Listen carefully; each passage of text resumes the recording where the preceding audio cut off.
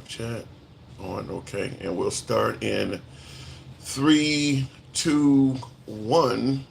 What up, folks? Once again, it is indeed your boy Tim, the handsome liberal. Um, we're going to be talking about a host of topics, which should surprise no one, but a couple of these are surprising. A couple of these are surprising. So I'm trying to get my other stream up while I'm talking to you, but a couple of these things are surprising. One being the Democrats are polling, despite all of the negative press that Trump gets, and there's an ample amount of negative press aimed at Trump's way, he's still polling much better than the Democrats. He is still polling much better than the Democrats. In fact, if I can bring up one of my little pseudo charts here that I thought I had ready, but apparently I do, or do I not? Okay, here we go. The Democrats are polling worse. Not this isn't close. They're polling worse than Trump on tariffs, on the economy, on inflation, immigration, foreign policy. Foreign policy. Wow. The only area where the Democrats are polling better than President Trump is on health care. And that shouldn't surprise anybody considering that Trump, the Republicans don't really, they see health care as a privilege, not a right. So I don't know have the Trump administration even talked about doing anything for health care at all. So I guess it would not surprise anyone why the Democrats are polling better than the Republicans on healthcare. I don't think Trump has even really discussed healthcare. He hasn't said anything about. I mean, obviously, he's not allocating any funds or anything towards improving healthcare. Clearly, he doesn't believe in socialized healthcare. So, nothing in store for the poor. So, yeah, I can certainly see why the Democrats are polling better than Trump on healthcare. But that's it. So we're gonna certainly talk about it from a standpoint of why do you think the Republicans are polling so much better than the Democrats, despite all of the rhetoric, despite all of the insults, despite all of the negative press aimed at Trump, and this is even with the whole Epstein list stuff. Even with the Epstein list stuff floating around, the Democrats are still polling under President Trump. Why is that? What is it about the Democratic Party that even now people still have an adverse opinion about? So we're going to talk about that. I'm trying to get one of my streams, so I think it should be go. Okay, so in addition to the polling, and that's not going to be our only. Now the next topic is very controversial. This one is very controversial. I'm sure you've heard about it. It's all over the news, particularly social media. Let me see if I can turn my mirror my screen here. Now, apparently, there is I guess they're working on their second city now, where they're talking about a town where nobody is allowed there but Caucasians. You see what's on the monitor behind me. Now, I'm surprised at how little the outrage is for this. It's being covered, it's being mentioned in the media, but the idea of a whites only town is not getting a lot of, shall you say, negative publicity. Remember Chaz, this autonomous zone that was only a few blocks wide out on the west coast, rather. I think was it in Seattle or was it in Portland? Chaz or whatever it was called. Now the right was pissed off about this. The right were really outraged about this. A whites only town?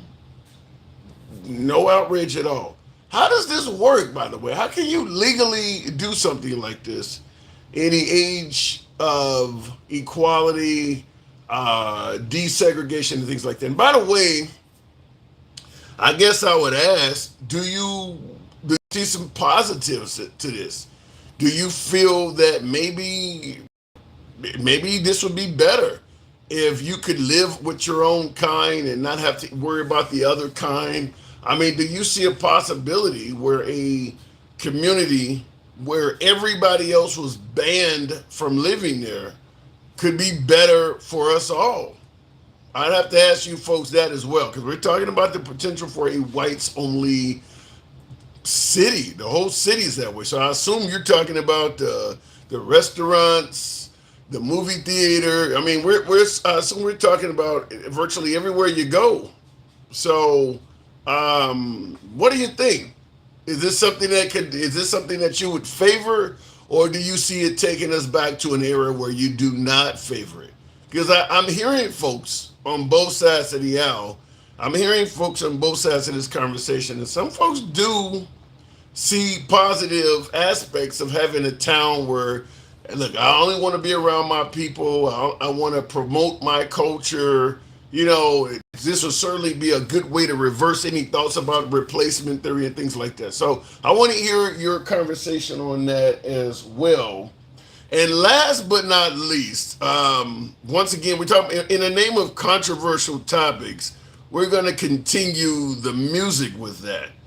Now, I think we all are aware that this week we lost probably the most well-known wrestler in the loss of Hulk Hogan this week. We lost somebody many of us Gen Xers grew up on. We all liked them. I wouldn't take a single dime. But I of want his you to money. hear Not this. now. Not ever. Cash, it's not a blessing. I wouldn't take a single dime of his money. Not now. Not ever. That cash, it's not a blessing. It's a straight up slap in the face. I hate my dad. Whatever bond we had, gone. The second he called me a disgrace for loving a black man. Can you imagine hearing that from your own father? His racism didn't just cost him a career, it killed any respect I still had for him. And let's not pretend. Mr. Perfect Family Man on television? Behind closed doors, he was a nightmare. Bad day at work. Guess who he took it out on? Screaming, throwing stuff, calling me names, making me feel like I owed him silence just for being his daughter. And yeah, he cheated on mom with his best friend's wife. While we were still living under the same roof, it was humiliating, but you know what hurt even more? Mom didn't yell at him, she came for me. Like I was the problem. And when I nearly died giving birth, no call, no visit. He only shows up when it's convenient. When he wants something, something broke inside me that day. I've tried to forgive, but I'll never forget that so-called inheritance. Let them all fight over it. I'm not Hulk Hogan's daughter. I'm Brooke. And honest, a dime of his money. Okay, not from your own father. His racism didn't just cost him a career, it killed any... Okay, my computer's all screwed up here. But I want to ask you folks, from a standpoint of somebody passing away, is it wrong to continue to bash somebody after they've passed away? Now, this obviously, her commentary was filmed before he passed away, because you hear her talking about you hear her talking about his inheritance and things like that, how she would never take any of it and how she didn't like him. She's speaking of him in the present tense. So this is before he passed away. But I'm sure many of you are aware or have seen social media is loaded with comments of people that are wishing him ill. They're not wishing him the best. They're not wishing that he rest in peace. They're hoping that he rests in hell. So I'm asking that question. Do you believe it's wrong to bash the deceased after the person is gone? You know, to quote the old Earth, Wind, and Fire, after the love is gone. So I want to get that from you guys in regards to Hulk Hogan. What did you think of the guy? I mean, he certainly made wrestling entertaining, certainly made it what it is today. But the notion of bashing him after he's passed away is something I want to discuss with you. And not only that, but I'm sure many of you seen him during the campaign as well. When I look out and I see all the real Americans, I think about how Donald Trump, his family was compromised. When I look out there and I see Donald Trump, I think about how his business was compromised. But what happened last week when they took a shot at my hero and they tried to kill the next president of the United States? Enough was enough. And I said, let Trumpomania run wild, brother. Let Trumpomania rule again. Let Trumpomania make America great again. ask real quick before we start taking calls and getting into the comments. In regards to my Gen Xers who grew up on this guy, he was all of our hero. I don't care what political affiliation you are now. We all grew up liking this guy. Um, in regards to, I'm talking Gen X because this was when he became popular in the late 80s, throughout the night. Or not even the late 80s, because he was in Rocky 3 with Mr. T. I mean, the 80s period. I mean, so he was popular even in the early 80s. So he was all of our hero. We all like this guy. I don't care what your political affiliation is. I don't care what your race or any of that shit is. If you grew up in that era, particularly as a young boy, I don't know, the girls is a different story. This was a male dominated sport, certainly back then. But if you grew up in that era, we had the magazines. We started slowly discovering that, because we thought it was real. We thought wrestling was real when we watched this stuff as a kid, until you started seeing the fake razor blade cuts, because they used to sell magazines and all of that stuff. We thought all of this stuff was real. We all idolize these guys. I'm asking this point, or this question rather. Did seeing him take on a political stance affect your respect, adoration, your opinion of him? Did it change the way you thought about him at all? And obviously, if you lean left, your opinion may be different than if you lean right, seeing him speaking favorably of President Trump. So we're going to talk about all of that today, a whites-only town, why the Democrats are polling so poorly, and we'll make this a Sunday evening show. You guys know how we do it. We don't block, ban, or censor anyone. We've been MAGA-friendly since day one. We always will remain MAGA-friendly. Liberals are welcome on the program as well. We don't block, ban, or censor anybody. We go left of Bernie Sanders to having dinner with Q. So let's go ahead and get the show started. Looking in the comments, Jesse Jackson once praised Trump in 1999 for being a friend of Rainbow Push and hiring minorities in his businesses. That is true, Joe. That is true. Just like Trump has spoke very favorably of Hillary Clinton as a Secretary of State or whatever she was. I mean, opinions of people change. I mean, you can find opinions of the African American community that were very favorable of Trump, but then again, you can find comments coming from Trump that was very favorable of people that he don't like anymore too. So I don't know if we're going to still use an opinion from, as you say, 1999. What is that? Some 26 years ago. People have changed their opinion. I'm going to tell you this right off the bat. If you look at the campaign of President Trump that is current, whether it's renaming military bases after Confederates, the Redskins, and bringing back the. I'm going to tell you right off the bat, there's no way him and Jesse Jackson would be friends in today's era with him campaigning like that. Perhaps what he said in 1999 was said during the time when he had a totally different mindset on how America should be run versus today, because he would not have been getting the same affection from those civil rights leaders if he was doing what he's doing today versus back then. I'll tell you that. Trump also lost a lawsuit about pushing minority workers off casino floors when certain guests came through. Yikes. Well, I mean, there's some of that stuff out there, but in defense of Trump, he did a really good job making sure that stuff only became local news. It didn't go national, which is why his reputation didn't get harmed too significantly for that, because Trump was a national celebrity. He was liked by everybody, or everybody, but a lot of people. The best way to keep a prisoner from escaping is to make sure he never knows he is in prison. I think, who said that? I think Harriet Tubman said that quote. Let me go ahead and start the lives off right off the bat with Love to Cruz. Good evening, Love to Cruz. Welcome to the program, man. Good evening. Thank you for having me. First off, when we get started, I don't know if anybody else, but I'm on TikTok and we got the sub only on there where we can put remarks down. Do you have anything to do with that? Well, it's probably said from last time. I'll change it after we get done talking. Sometimes whenever it starts on, it doesn't allow me to change it afterwards. So I'll look at it because I can't do it right now. But go ahead. Okay, well, as far as Hulk Hogan, when facts are obtained, opinions change. Mm-hmm. I was a kid, man. Hulk Hogan and Mr. T and WrestleMania and all that. Hey, I was a Hulkamaniac, taking my vitamins, prayers. But like I say, I found a lot of facts about him. And do I dislike the man? Unfortunately, not. I'm not going to talk about a man that has died. But my opinions changed about him a lot.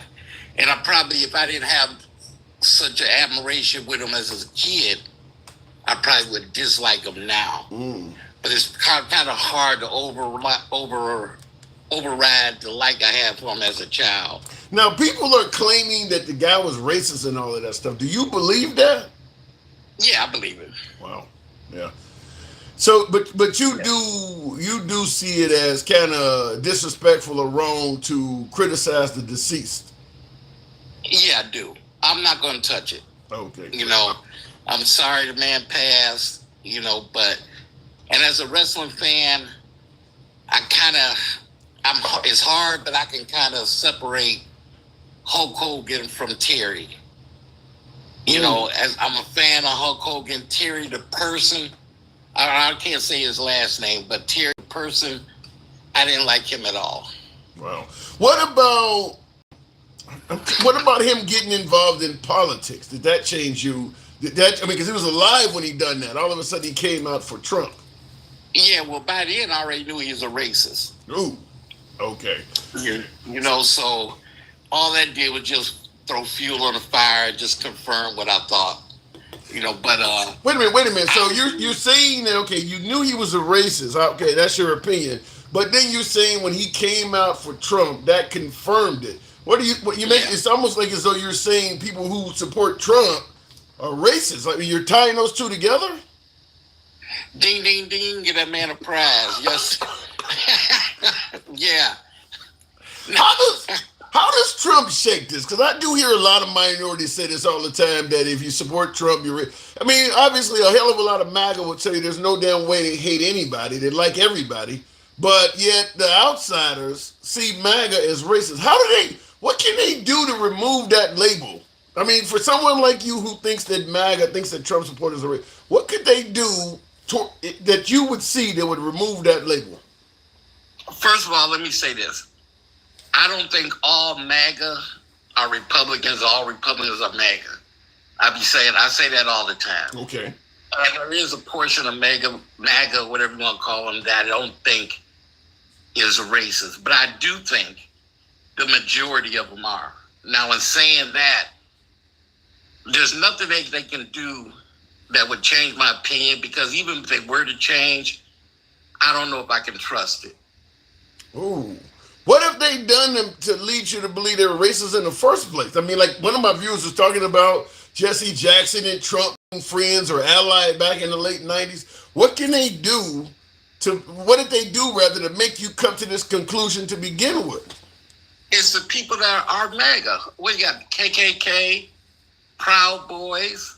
Well, there are a lot of racist fascists that are MAGA. What evidence do you? What evidence do you have that the KKK are MAGA? Well, I think that's pretty obvious. I damn sure don't think they're Democrats. No, probably not. But what about the notion that they don't vote at all? I mean, how do you know they're voting for Trump? No, I don't believe that. You ever see some of those when Trump used to be going out on tour and they have people asking people in the crowd about certain subjects, and a lot of people would answer questions at his rallies. Okay, there were a lot of guys. They weren't just out coming saying that they were members of the KKK, but they were insinuating that they are part of maybe a group. And I'm an older guy. I always believe that birds of a feather flock together.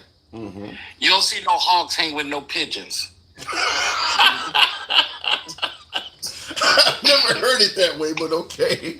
Now, being candid, I've been to a couple Trump rallies myself, and I'm just going to be honest. They were pretty friendly to me. Nobody approached me with that kind of language. I did have one brother that was in line, and we were talking, because we were in line for like 5 hours to get into the rally. And there was one brother I was in line standing next to, and he had on the Trump shirt or whatever. And he's like, I wanted to wear another shirt. He said, but I don't know how it would have went. And he pulled out his phone and he showed me a picture of him wearing his shirt, and the shirt said, "I kid you not."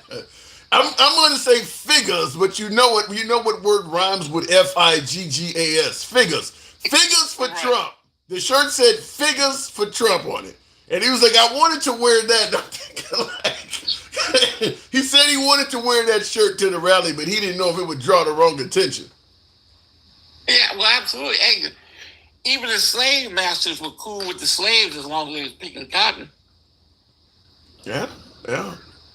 So They can laugh, and I know you support both sides, and I understand you got a show, so you play both. no, I support. I got a side I support, but I listen to both sides. I don't believe in disrespecting either side. I listen to both sides, but I mean, when it comes election time, I do vote. That. But if things got hot and heavy, nigga would turn on you. If they had to make a choice between, the way I get talked to by some liberals in the comments, folks will say the liberals are turning on me too. You know how many times I get called a sellout or an Uncle Tom for talking to MAGA? They go off on me all the time. well, you know what? There's some of them in every crowd. You know what I mean? But the ones that really understand what's going on with you, I don't look at you like that. I just know you're gonna play both sides because you're up here and you want to hear both sides. And you're gonna bring an entertainment value plus hear somebody's side. And in order to hear their side, you have to play the other side. You can't agree with everything we say. Well, wow, brother. Sorry about that. Speaking of sides, I want to give you this topic here. Now you know there's a town, a second town apparently, where they're talking about a Caucasian only metropolis or a small town. It's not going to be anything significant, at least not yet. But a town where the inhabitants are only white. What's your opinion on that? You think we could actually maybe be better off if we just simply said maybe it's time that we start living with us and they start living with them? Or do you see this as taking us back? I ain't mad at them. I don't want to be nowhere I'm not wanted. So if that's the way you feel about it, let me tell you, I live up north. Mm-hmm.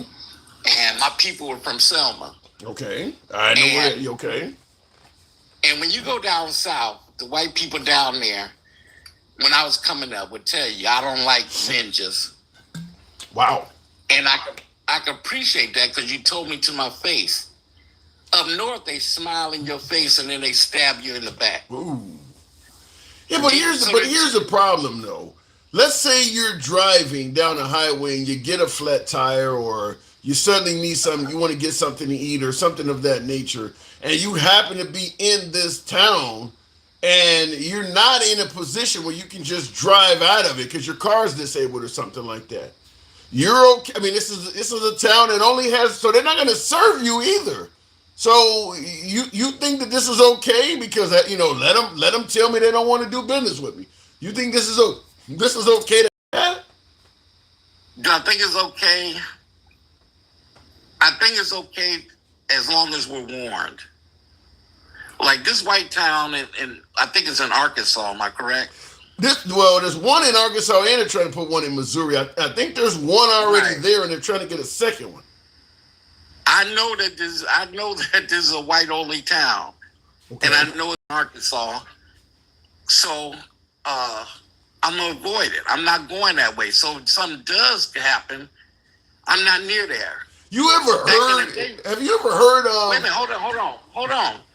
Back in the day, Montgomery, Alabama was a spot blacks didn't want to be in. Well, it isn't a sundown town, but it's the headquarters of the Ku Klux Klan. At night, you better be in the house.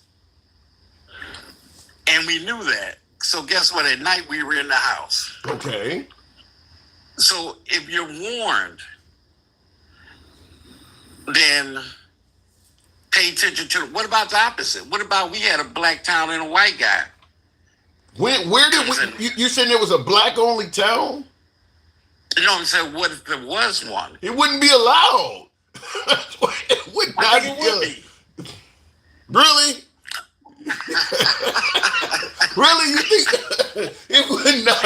allowed. They're not gonna let you do no shit like that. The only way you're gonna have a black only town is if it's in the middle of the Mojave Desert somewhere, like the Native Americans have. It's in an area where nobody want to come to anyway. You think you want to have an area where it's got lush green land and agriculture or beachfront property and it's black only? They're not going to allow you to have no shit like that. It won't be allowed. Probably not, but I was just trying to do the opposite and see how you would feel on the opposite. That ain't happening. We're not going to have beachfront property. I understand that. But what I wanted to ask you is this. Based on what you said, have you ever heard of either the physical book or the movie Green Book? No. The movie Green Book, there used to be a book called the Green Book because these towns did exist, towns like this all over America, where it was unsafe for blacks to be, or blacks knew that if something happened, they were not going to get any service in these towns at all, from using a payphone to getting a meal to getting their tire changed or even refueling your gas tank. So when you drove across the country, they had a book called the Green Book that told you which places were safe to stop along your route so that you didn't go in any of these unsafe towns or unsafe gas stations and things like that where, you know, you could literally lose your life going. If you're favoring this type of town, you're literally kind of favoring bringing us back to that because you said, well, I'll just avoid this town, which is exactly what they were doing during the era of the Green Book. That's an actual book that did exist, I believe, up to about the 1960s. Great movie. It's a good movie, too, by the way. They did a movie on it. But that's what it sounds like you're welcoming a return to. Well, if it's needed, it's needed. Back then it's needed, and maybe we're coming back around to it. Wouldn't you rather have this book than not have it? No, how about not having a town as opposed to the book? Why not eliminate the town? Well, I got to be honest with you. Since we had this new president, okay, and I've noticed the attitudes of a lot of, even some of my white tea friends, it has started to change. And with change, I have to change. And I have to change maybe I might have to change my thought. So before this happened, before he came in office, I might not have thought about it. But actually, now I do think about it. And I do think that, I know earlier in the year he was talking about segregating us, and we're having our area. And I think we probably might need to have our area and start appreciating us and let them learn that how important our dollars are to the economy. Because we spend, I know it sounds crazy. It's not that it sounds crazy. I'm thinking about the historical precedent of we've done this before. And in every case, once the black area starts to become prosperous, they come in and tear that shit down. It's not going to happen. That's what I'm saying. There's going to be people who... It's going to be different because we're aware of it. I don't know if you were... When I was coming up as a kid, our area was all the mom and pop stores and everything were owned by black people. And our communities were solid. Once I can't say black, once the BLK people started selling it to other people, say the Arabs and everything, our communities went down because our dollars were leaving.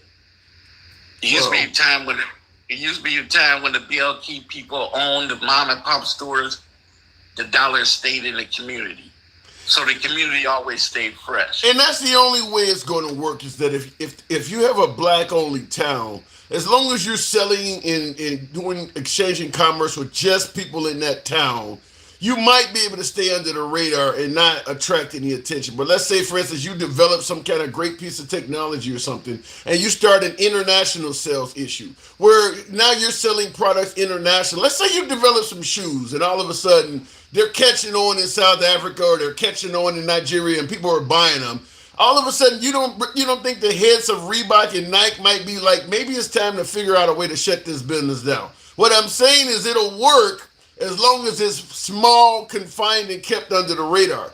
Just like Black Wall Street. The minute it starts growing, you're going to have a lot of problems from the outside, and because the outside has more power, they're going to come in and tear that shit down. I'll give you the last word, Letter Cruz. I do got to move it on. But so you favor this. I agree with you on that because we've seen that. We already seen that in history with Black Wall Street. Yeah.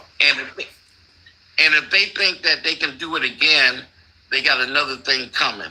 Because it won't happen again. It happened that time. It won't happen again. So if we start our own and we're selling to our own, I believe it would prosper and it would be okay. We're not gonna let them come in our city. We would go back to the old concept where a community. We were a community. We didn't hate each other. We took care of each other. A community raised a child, and we handled our own. I could not disagree with you more. When you look at the cities that are because African Americans are generally concentrated in, urban areas like Chicago and Detroit and stuff like that. All of the shit that's in between is, for the most part, far less diverse. In many cases, straight white. And the problem is, if you, let's say, for instance, you are just doing business with your own. So you got a great business going in Chicago. Maybe you're selling pizza, or maybe I said you're selling clothes or something. And the blacks in Detroit like your product as well. How do you think you're going to get it to them? You got to take the white man's highway to get there. Can you imagine what the toll would be on that highway? That they control? I don't see it happening. I hear what you're saying. Well, when they segregate us now, you can't just segregate us in spots. You have to segregate us in big areas. Not just we're gonna have one city here and we won't have another one for 300 or 400 miles. If we're gonna be segregated, we're gonna be in a whole area. I mean, the way they were talking, they wanted to give us states. So you give us this state, you give us that state. Yeah, that ain't gonna. Yeah, I'm going to tell you right. That's a pipe dream. That'll certainly never happen. Love the cruise. I got to move it on. For having me. Anytime, man. Thank you. Appreciate you coming through. So how about some of you folks? Do you agree with my last caller that maybe the country would be better off, maybe a little bit more peaceful if we did go back to segregating? I mean, keep in mind, most countries around the world, that's kind of what it is. Very few countries around the world have even tried to integrate to the level we have. We could take maybe the UK, Canada. There's some of it in Australia where I used to live, but for the most part, most countries on Earth, it's very little diversity there. It's very little diversity, and the countries that have tried it, they all are complaining about racism. I mean, different levels of it, but when I lived in Australia, there were people complaining about racism. Obviously, you know how Australia became a country. It was due to a hell of a lot of racism as well. Not as bad as the United States, but nevertheless, it did happen. Canada has been kind of friendly, a little bit more friendlier than the U.S., but there is people there talking about racism. The UK, the same thing. Outside of that, most countries, it's not a lot of diversity there. It's not a lot there. So do you think that maybe, like my last caller said, we might be better off if we tried to go back to the era of segregation? Oh my God. DJ Elizabeth says the white girls couldn't handle that. Well, let's be clear. If we go back to a segregated society like this, like for instance, these whites-only cities they're talking about in Missouri and Arkansas, which are traditionally conservative areas. Well, the conservatives I know I'm going to piss off a few conservatives here, but I'm probably going to get a few others to agree. A lot of conservatives don't view women as being 100% equal. So, yeah, it might piss off some white girls, but for the most part, they're going to have to do what the rules say anyway. Usually the conservative mindset is there's a hierarchy: God, man, woman, child. So for the most part, in conservative environments, men are the leaders. So if a man says you can't date outside your race because it hurts us, that's it. It'll be outlawed. In conservative environments, the woman doesn't have as much power. Like where are all of the feminists? You think the feminists go conservative? No, they go liberal. The women's empowerment movement, the Me Too, all of the areas where women have empowerment, or they fighting for equality. None of them are on the conservative side of the aisle. A lot of conservative women do believe that my husband should lead the family, and of course God should be at the top of the pyramid. So My guess is, yeah, the white women will be upset in those areas, but it kind of is what it is. That'll be what's going on. Looking in the comments, well, stop complaining about the white people so much if you're scared to be alone. Creedus, I don't think it's a matter of being scared. I don't think blacks are scared to be alone. That's not. Look, we live on a landmass that is not infinite. It is a finite landmass. There's only so many beaches. There's only so many parks. There's only so many, wonders of this country. And if all of a sudden we start segregating, people are going to be fighting for certain pieces of land that might rank above others. Like, for instance, in California, where the taxes are really high, they got one of the reasons a lot of people like California is it has beautiful weather. Certainly in the valley where, it stays around 70 some odd degrees year round or something like that, where the temperatures are really good as opposed to living in northern Minnesota, for instance. You think that those pieces of land would not be heavily fought for and disputed if you start bringing up segregation? You think, everybody wants to live on a beach in Miami. You think they're going to let one group have that without the other group fighting for it? So if you start talking about segregating shit, you're going to create fights over people wanting better pieces of land. I mean, obviously the Mississippi River is very important in this country. It controls a lot of shipping, ports, all of that stuff. You're going to want that to be in the area that your side controls. So this is where segregation can become really problematic because nobody wants to live in the middle of rural Utah, living on top of rocks and desert. People want to live in areas where they can, cultivate the land and, grow farming, things like that. You don't want to live in the middle of nowhere. Who wants to live, 50 miles north of Las Vegas? I mean, so that's going to be a problem. That would be a problem. And that's what happened with the Native Americans, is once they got rounded up, they got pushed to one spot. They found that the spot they were on had some value, so they took them off that and moved them to another. This spot had gold. They moved them to another one. And now you see a lot of where they are placed at, a lot of the areas they're placed at, the land is terrible. Like, you can't do shit here. To the point where you need to actually have stuff shipped in because the land is so bad. Looking in the comment, and I see in the comments, being Glesson says, I'm native and I prefer the country. Yeah, but you prefer being out in the country, but you do prefer land that you can do something with. You don't want to live in the middle of the Mojave, do you? That's what you call it. No, you'd rather live in the middle of rural Illinois somewhere where you can grow crops and shit like that. You don't want to live in the middle of no fucking where. They are trying to sell California now to the highest bidder. I have not heard that. Why would you even entertain the subject? Because it's in the news. It's in the news. This is something they're actively trying to do. Let me go back to the box. By the way, I haven't asked yet, but tap the screen, get the likes on up. Give me on up to about 15,000. Helps out the algorithm. Anybody can join. So I heard that the what is it called? Sub only was on. We turned that off, so anybody can come in here. Leslie, didn't see the rest of that name, but good afternoon, Leslie. Welcome to the program. If it brings her up, Leslie, are you there? Leslie, are you there? Okay, there but not there. Maybe sleep. All right, we'll continue moving on to the next caller. Coach Briggs, good evening. Welcome to the program. Tim, you are spot on. To God be the glory. Thank you for that. Appreciate that.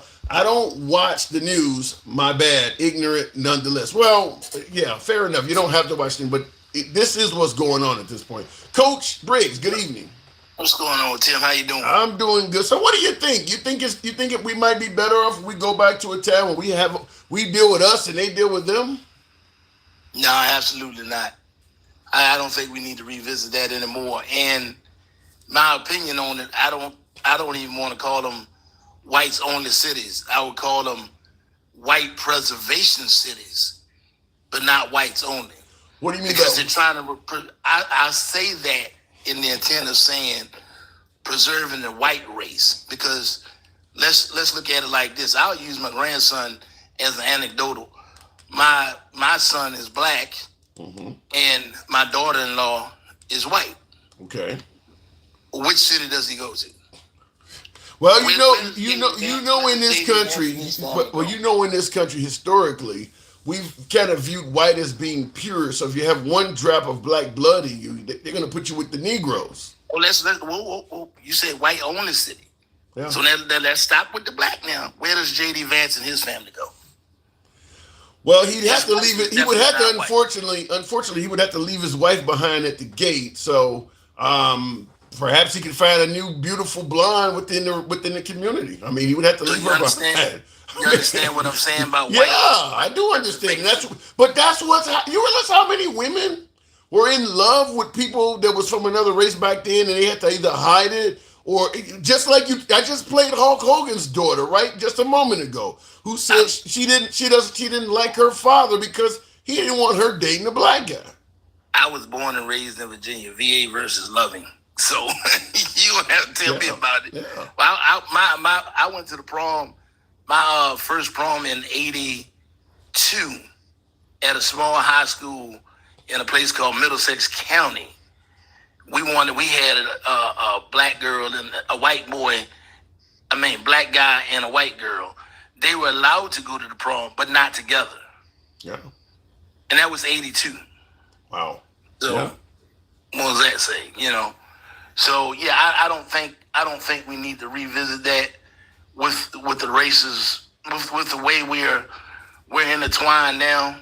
The big shining country in the sky, or whatever. United States, melting pot. We unfortunately it always comes down to black and white. So why are we revisiting everything? We were founded on skin color making a difference. Now, real quick in the comments, Creed asked, I'm gonna let you respond to this. Creed says, "What's wrong with trying to protect your own culture?" In other words, what's wrong? Now, because you mentioned the white restoration city or whatever, how you saw it, trying to upset the whole theory of whites are being replaced. So, what would be wrong with the whites trying to protect and maintain their culture? I don't think there's anything wrong with it. However, we can still consider ourselves a land of opportunity. I've never been one of the ones, and here's where the rub is going to come. And I can tell you, and maybe you can educate me on this.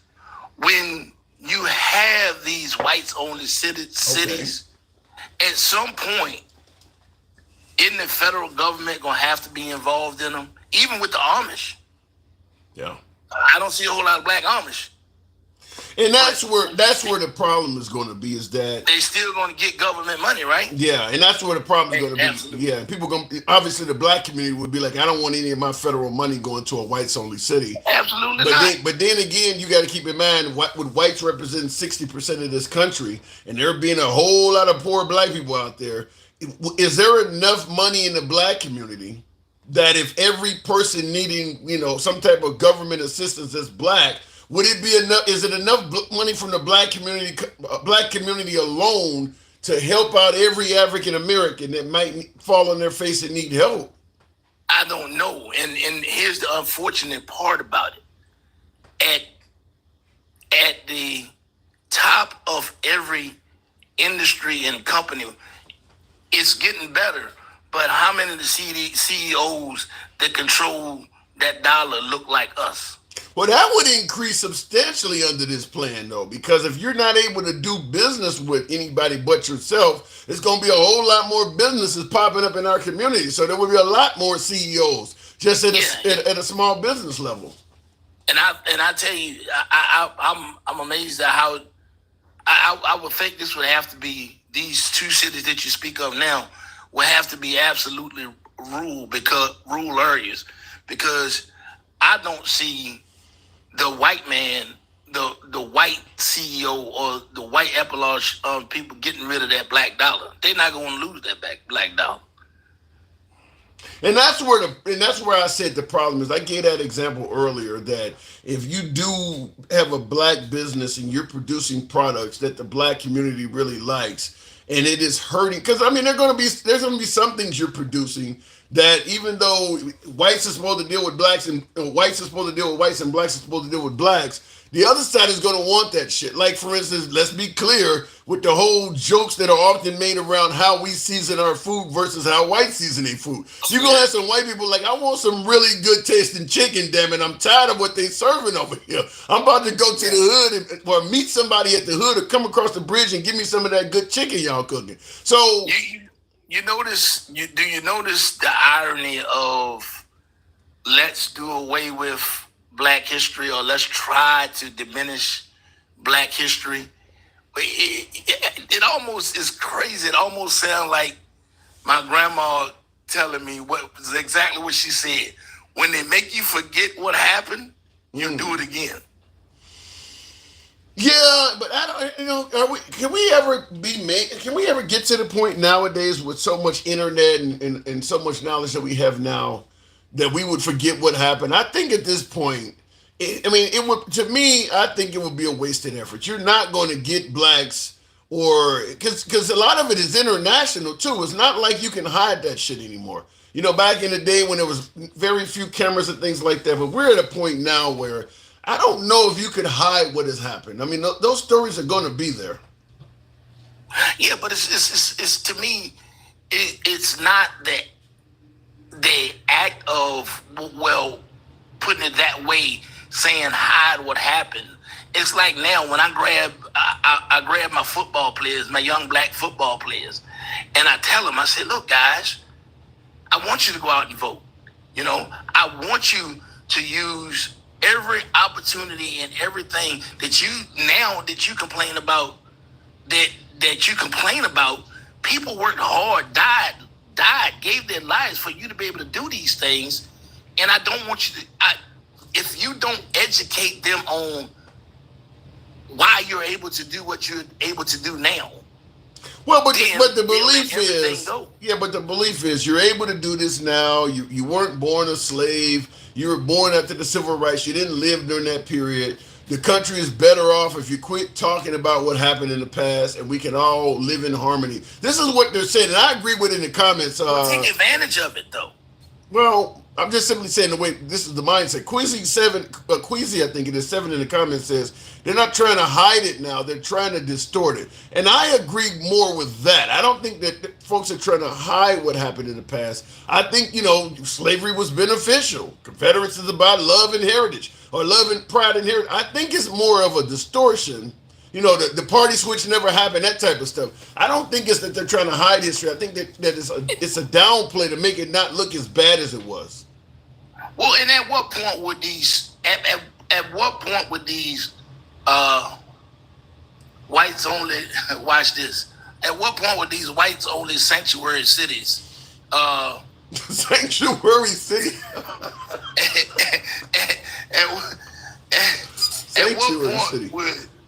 At what point would they be separate like the 13 colonies wanted to be in the Civil War?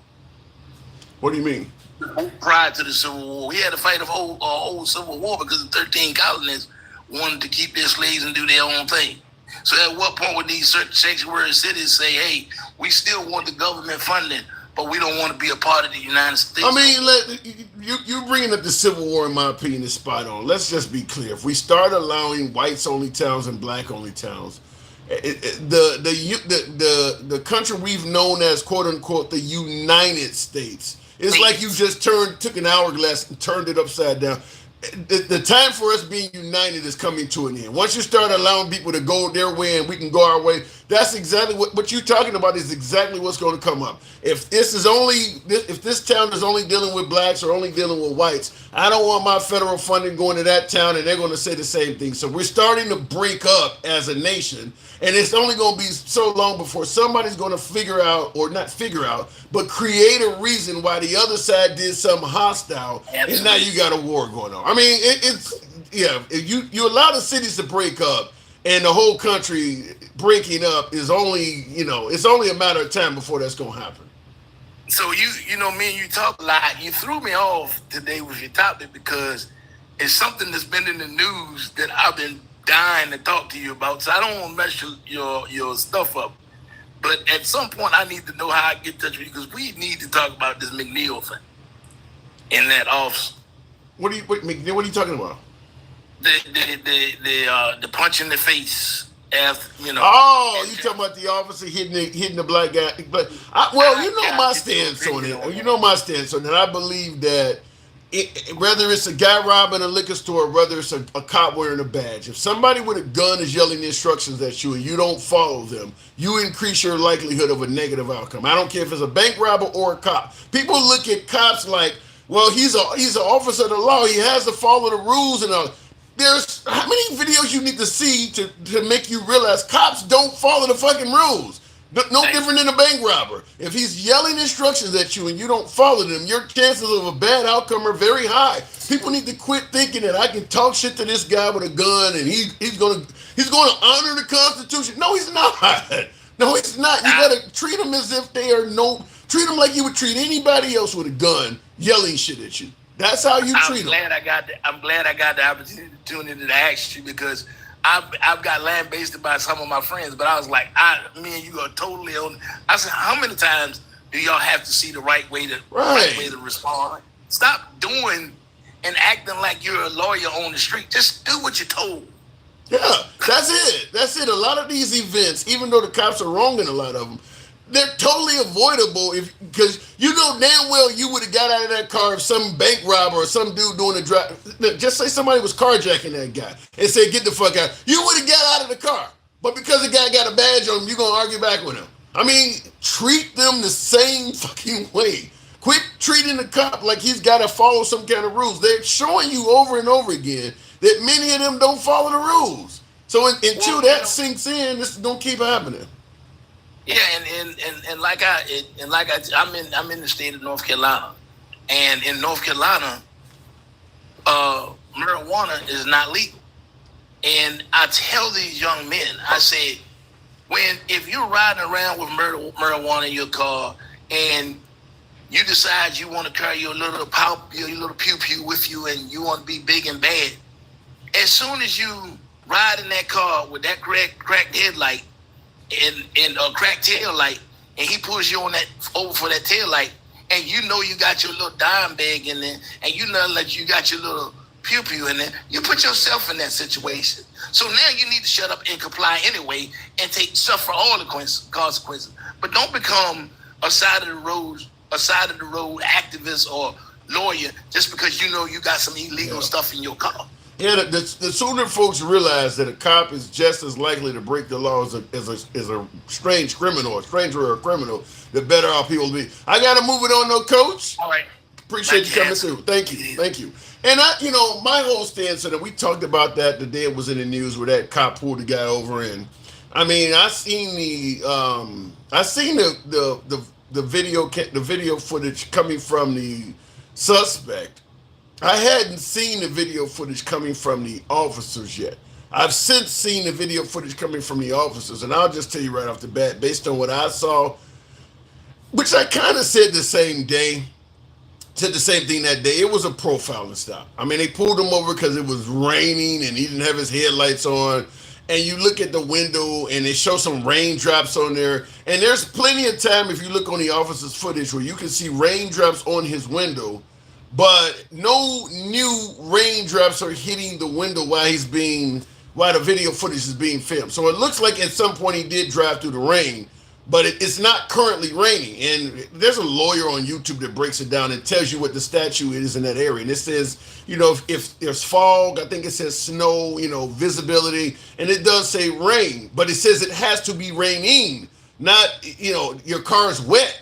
So I took that in consideration. Then, of course, you see the officer call for backup. And oddly enough, the cop that responds to the scene does not even have his fucking headlights on. It was a bullshit stop. Period. It was a bullshit stop, but the guy took it to a whole new level by resisting.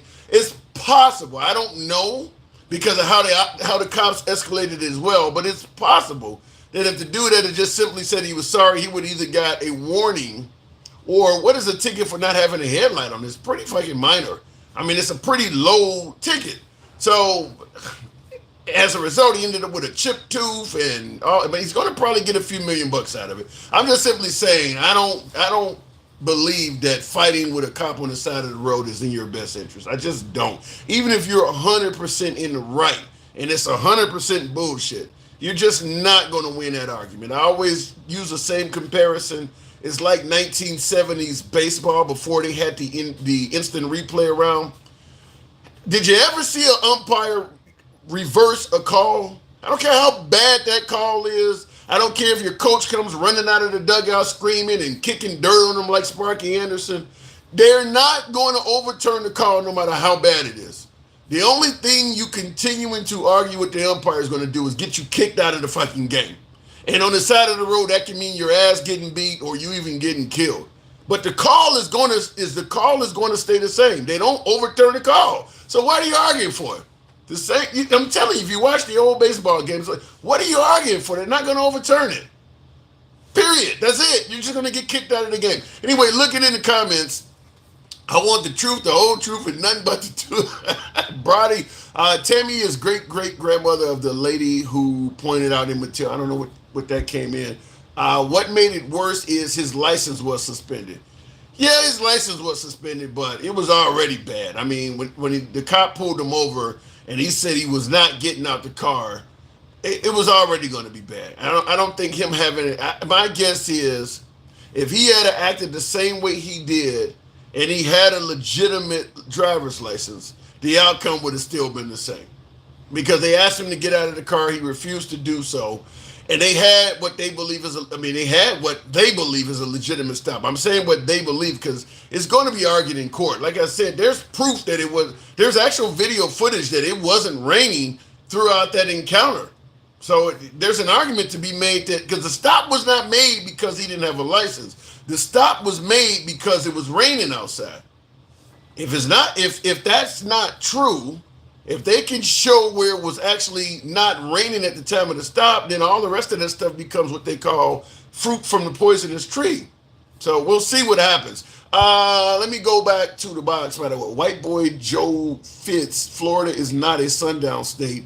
I live here. I'm black. Don't speak on things you don't know. Well, the whole state is not going to be a sundown state, but what about certain towns? I'm asking that question. Is it possible there are sundown towns, sundown cities in Florida? Not the whole state, though. Continuing on with the program, we'll go to Stick Darula. Good evening, Stick. He did not have a permit. He should not have been driving. I'm agreeing with you 100%, Pastor Larry Thomas. But he wasn't pulled over for that. That's the stuff you find out. Hold on a second, Stick. You got an echo? Okay. Oh, they got an echo? No, you good. The point I'm making is this. Okay, you're right. He didn't have a driver's license. He should not have been driving. But you don't know that at the time he's pulled over. So you can't bring up stuff after, just like with George Floyd. Once he passed away, well, he was doing this, or that ain't what was being dealt with for. Bringing up other stuff, that's irrelevant. The stop has to be legit.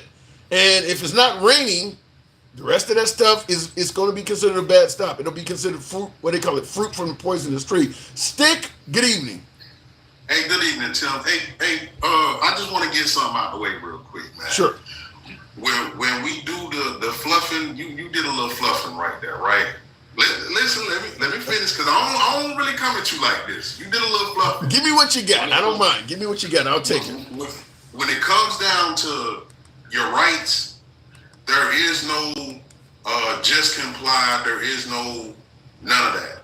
I get it. There's other footage of him closing the door when he's talking to the officer and all of this other stuff. But what I want to fast forward to is on his video, everything that happened after his video started or from that point of view, it was a calm day. Like you said, it wasn't raining. He wasn't a threat. He was calm. He was talking to the other officer. The other officer, in actuality, was calm. He was standing there. I didn't see that. I seen him getting pulled over. He was told to step out of the car, and he said no. I mean, he was.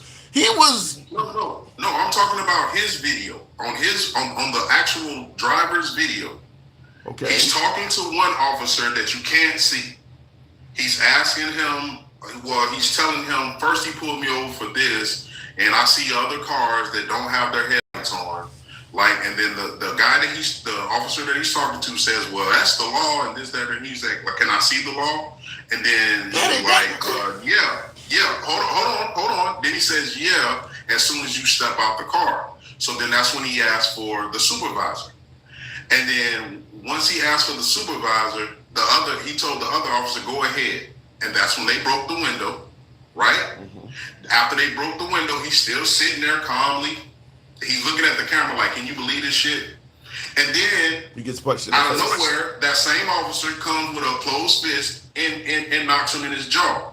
He looks back at the camera again like, look, you see, this is the shit that I'm. What am I getting wrong though? I'm asking you, what am I getting wrong? You said I was fluffing. What am I getting wrong here? The fluff is he already has a right. He already has a right. Did you not, wait, hold on. Did you not hear what I just said? Quit acting like the cops that pull you over are going to adhere to your fucking rights. I mean, that's the problem is you keep thinking. Exactly. That's the fluff part. That we shouldn't just assume that every cop is a bad cop. We shouldn't assume. Yeah, you should. Even if that's the case, we don't need them. We don't need them. No, I'm going to tell you something. Even every defense attorney in the damn book, I don't care if it's a white guy, it's a black guy, if he's talking to a white client or a black client, they all tell you to treat the cops with suspicion. Don't give them any extra information. Don't let them in your house. Don't consent to searches. No, you do need to treat them as a bad guy. You give them as minimal information, minimal resistance. You treat them as if they could be hostile. You do treat the cops as a bad guy. Any defense attorney that works for any court system will tell you that. You do treat them as a bad guy. I would say this. I'm not saying treat them as a bad guy. I am. What I'm saying is I'm not going to give that cop the leeway knowing that my rights are on the line. I'm not finna let you violate me and be on some yes sir boss type shit. I'm not gonna lie to you. A lot of people nowadays are tired of bad cops. It is what it is. I get all of that. So now they're willing to not really so much crash out, but they're willing to do what he did. Turn on his camera, show you the bullshit that cops are doing, and then we'll just go to court. Well, let me be clear. Let me make this clear. You can show me the bullshit cops are doing, but you can't be involved in bullshit yourself while you're showing it to me. He clearly was not compliant. In fact, there's a lot of folks, including myself, who do believe that the busting of the window was kind of legit. Just get out of the damn car. I mean, period. I don't agree with him hitting him in the face and all of that shit, but you can't. I mean, they actually ruled you when they say you got to get out of the car. You got to do that. Argue, well, show me the law and all of that shit. That's a waste of time.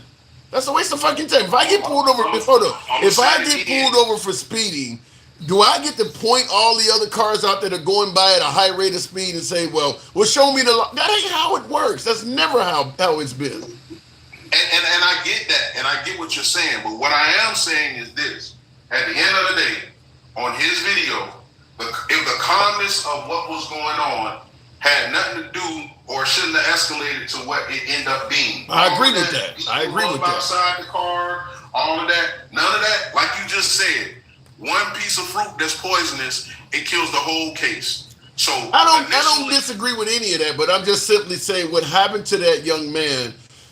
There is a part of that where he is at fault as well. I mean, if he had been compliant, chances are highly likely that most of that violence he encountered would not have happened. No, chances are if they were good police, like they're supposed to be, none of that would have happened. If they would have just understood the whole assignment, which was when he closed his door, he had already basically told them the reason I opened my door, because guess what? Most police tell you don't even open your door. Roll your window down. I'll talk to you. Stay in the car. You know it and I know it. So when he let them know, look, man, my window's broke, this, that, there, and the third, and the officer gave him flack about it, okay, you ain't trying to hear it. I'm just going to say, you and I disagree on this. I mean, we've all, particularly minorities, have had that talk from our parents about how to deal with cops, because a lot of our parents came up in an era where dealing with cops was even less safe than it is now. No parent would have told their child as a black man to do what he did when encountering police. I mean, he is doing exactly what they tell you not to do to avoid a bad encounter. No parent, no, none of us would tell our children to do what he did when encountering police. I'm saying that. I'm say it again. None of what he did provoked the police. That ain't got nothing to do with what I said though. I mean, if you're hold on, here's a good example. Let's say you're sitting in traffic or you're sitting at a red light, you're at an intersection, and you're stopped. It's a red light. You're looking down at your phone. You're doing something. All of a sudden, some crazy ass driver comes across and hits you head on. Now you weren't moving. You didn't do anything wrong. But the fact that you was looking down gave you less time to do something, maybe to avoid the accident. He is 100% wrong, but your actions also played a part in it. His actions, the cops are 100% wrong for punching this guy in the face and invoking a bullshit stop.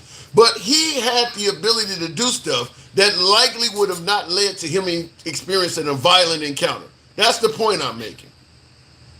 Well, I hear you, and I really do. But again, nothing that he did warranted what happened. See, we can say he could have, he should have, and he should.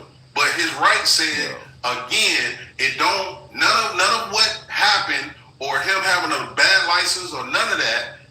It doesn't matter. It doesn't have to be. Do you think there's anything he could have done?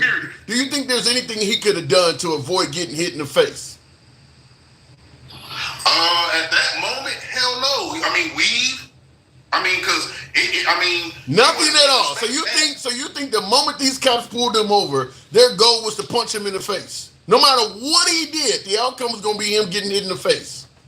From how calm he was sitting there talking to the officer, nothing warranted him getting punched in the face. Yeah, I think you're giving this guy. Listen, Tim. He was too calm, sitting there talking to the other officer. Once the window broke, he still didn't really move. He's sitting there. He's sitting there, calm, resisting the whole time. He's non-compliance. Being calmly non-compliant is still non-compliant.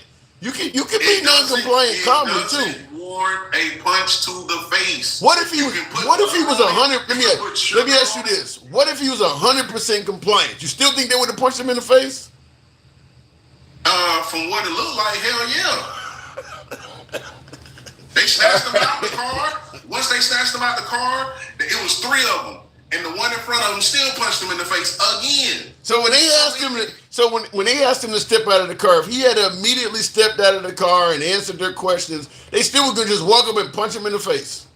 Man, they could have said, pew pew. You know what I mean? And I hear you.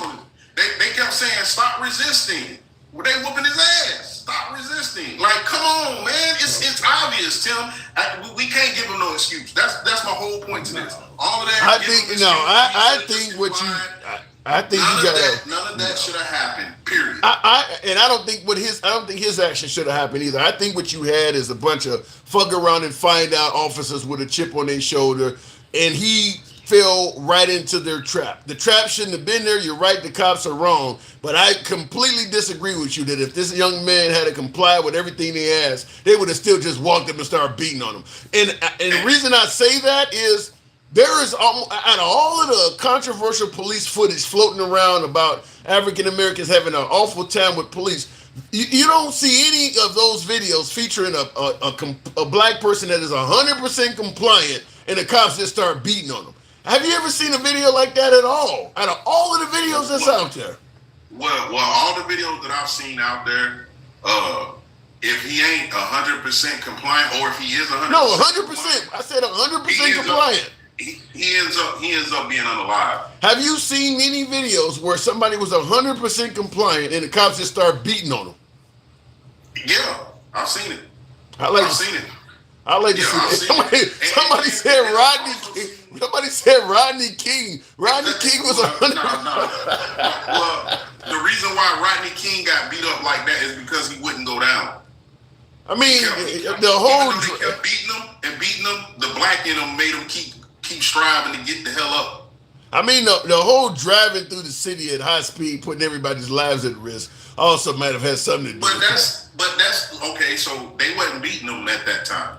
once they pulled him over and got him out of the car, that's when they started beating. Yeah, but you never seen a clip from Chris Rock, running from the police. He comes with an ass whooping. Hey, see again, you fluffing. That don't warrant an ass whooping. Just like the other dude, he gave himself up, but the camera went out.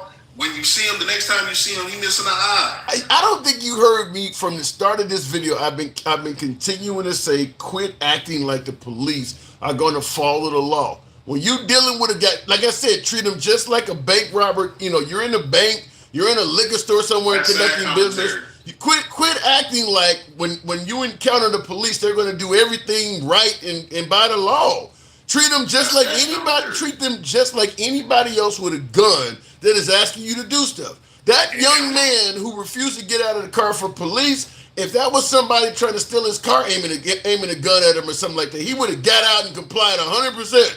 But for some reason, the police, they have to give me my rights and all of that shit. Well, they don't always follow the law. Understand that. And that's why them certain police need to be off the force. I agree with that. Moving forward, because I know my time is short. Yeah, I got to move it. Go ahead, real quick. I want to know the topic today. I got to move it on now. We covered so much of that. You gave me fluffing. We have to get it next time, man. But the topic today was obviously a whites only town, but I got to move it on, man. Okay. So just real quick, Tim, before you drop me. Whites only town, we don't have any sundown towns in Florida as far as I know. If it was, it would have been out there. Everybody would have been talking about it. I've been in Tampa since 91, and yeah, we don't have sundown towns. But that doesn't mean that we don't have corrupt police. And I'll end it with that. All right. Appreciate it. In the comments, somebody's showing me love. I think it is Deal Bill says, who gave an orangutan a mic? Not racist at all. I'm assuming he has a lot of black friends that say something like that on YouTube. Okay, in the comments, Will G says, why are Dems polling so poorly? Because they don't have a message and Republicans are lying and dictating what Dems do.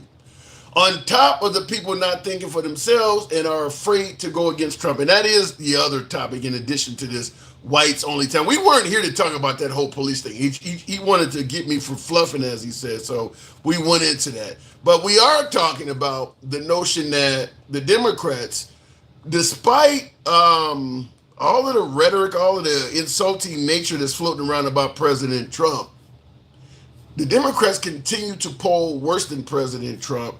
And I think I had a clip here. Let me see. It's not a video clip, but I wanted to give you the actual areas where he's polling, where Trump is polling better than the Democrats, and it's almost everywhere.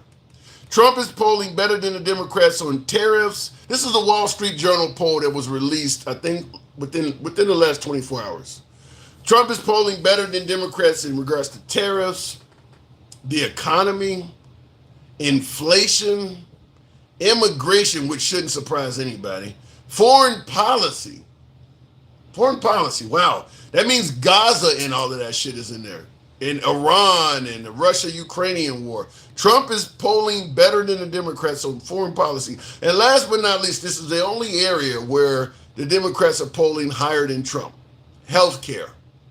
And that should be obvious as well, because Trump hasn't said anything about improving healthcare. Nothing. Other than, I want to get rid of Obamacare and healthcare should be a privilege, not a right. So if you're poor and you don't have healthcare, there's nothing in there for you from Trump. So I get that part. But he's polling better than the Democrats all over the damn place. So I'm going to ask that question. If Trump is such a bad president, why the hell is he still kicking the ass of the Democrats so much? Now, you heard Will G said it's because of education and Trump is controlling the narrative. He is controlling the narrative, but that's still going to be the Democrats' fault because there's no shortage of Democrats on TV. So you got to take the narrative away from them. Let me go back to the box. We'll continue on with MAGA Reacts. Good evening, MAGA. Welcome to the program. Hey, what's going on? Why do you think it is? I mean, I'm sure you got a unique opinion on this. Despite all the rhetoric aimed at Trump, he still continues to outpoll the Democrats. This is a Wall Street Journal poll that was just released. Why is Trump still doing better in the polls than the Democrats? It's very easy. Like, they still haven't they lost. They got their ass kicked, and they still haven't changed a thing.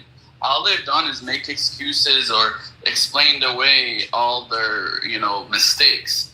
And a lot of it you can't explain away, especially like when it comes to like about Biden's age and how active he was and how bad the economy was. And even though things haven't gotten much better under under Trump, they haven't gotten worse either. They're kind of like the same for most people.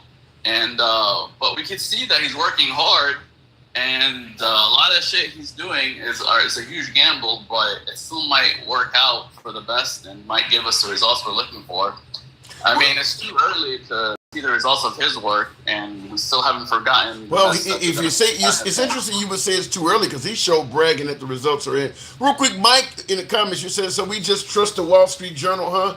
Well, keep in mind, the Wall Street Journal is the one that's giving all of this negative press to Trump in regards to the Epstein list. I think that's where they said that Pam Bondi told Trump back in May that he was on the list, and Trump isn't Trump suing the Wall Street Journal or suing Rupert Murdoch or whatever the guy's name is that owns it? So, look, they're giving good information for Trump and bad information. The numbers are the same everywhere. It's not like there's another poll that says the Democrats are doing good. There's not a single source that says the Democrats have done anything worth mentioning. They can't even speak. Who do they have that can speak in front of the camera and explain their vision? Which they don't have a vision. I mean, the best they got is releasing the Epstein list. Wait a minute. You're telling me the Democrats don't have a vision? Universal health care, ending the Palestinian Israeli war. They don't buy that. I mean, obviously we know how they stand on LGBTQ. We know what women's right to choose. We know what their vision is. You just don't agree with it. Okay, let's go down that list. First of all, Trump has the same vision with ending the Palestinian thing. No way in hell. You're going to tell me the guy who said he wants to turn the Palestinian territory into the Riviera of the Middle East and stated that they cannot come back. They have to go to some other place. You're telling me he has the same vision as the Democrats? The goal is a ceasefire, and that's all he's talking about. End the fighting and have a ceasefire. You think you can get a ceasefire by taking their? You think you can get a ceasefire by taking their homeland from them? Again, that's maybe an option later. You're skipping step 1 and going to step 10. We don't even know if he's going to be president by the time we. How am I skipping? How am I skipping and go to step 10 by simply stating what he said? He's the one that's skipping and going to step 10. He's the one that said that. I didn't. One time, you take stuff that he mentions one time and you make it sound like. With Trump, if he repeats it, I told you this before, if he repeats it 100 times, then we could have this conversation. But if he mentioned it once and twice to see how people feel, that's just him asking how the people feels. That's not him, saying that's going to be the plan. Do you think when he said that he was standing next to by the way, he said it more than once, so you're wrong there. But when he's standing next to Benjamin Netanyahu and the whole world is watching him say he wants to take their land and turn it to the Riviera of the Middle East, you think the whole world knows? Well, you need to listen to him 10 times before you get the truth. Do you really think people are looking at him like that? Yes, because they're used to Trump by now. This is like the year of Trump. We know what he's serious about, what he's just mentioning once. And yeah, maybe he did mention it twice, but it was all within the same week. It's been not even a month later, he stopped bringing that up because he saw that the people didn't care. And again, that's not the important part. That is important. That's incredibly important. You're talking about taking somebody's land. If you're talking about if we're starving to death and we're getting blown to smithereens, and you're on the back end talking about taking our land and making it a great place, it's pretty clear that somebody who's talking like that doesn't care about what's going on with you. The more of you that are deceased, the easier it is to take the land. So I don't see where you're saying the Democrats don't have this. That makes no sense. Again, the important part is the ceasefire. And the Democrats haven't even mentioned what they're going to do. They haven't gotten past the ceasefire. They didn't even mention a thing after step 1.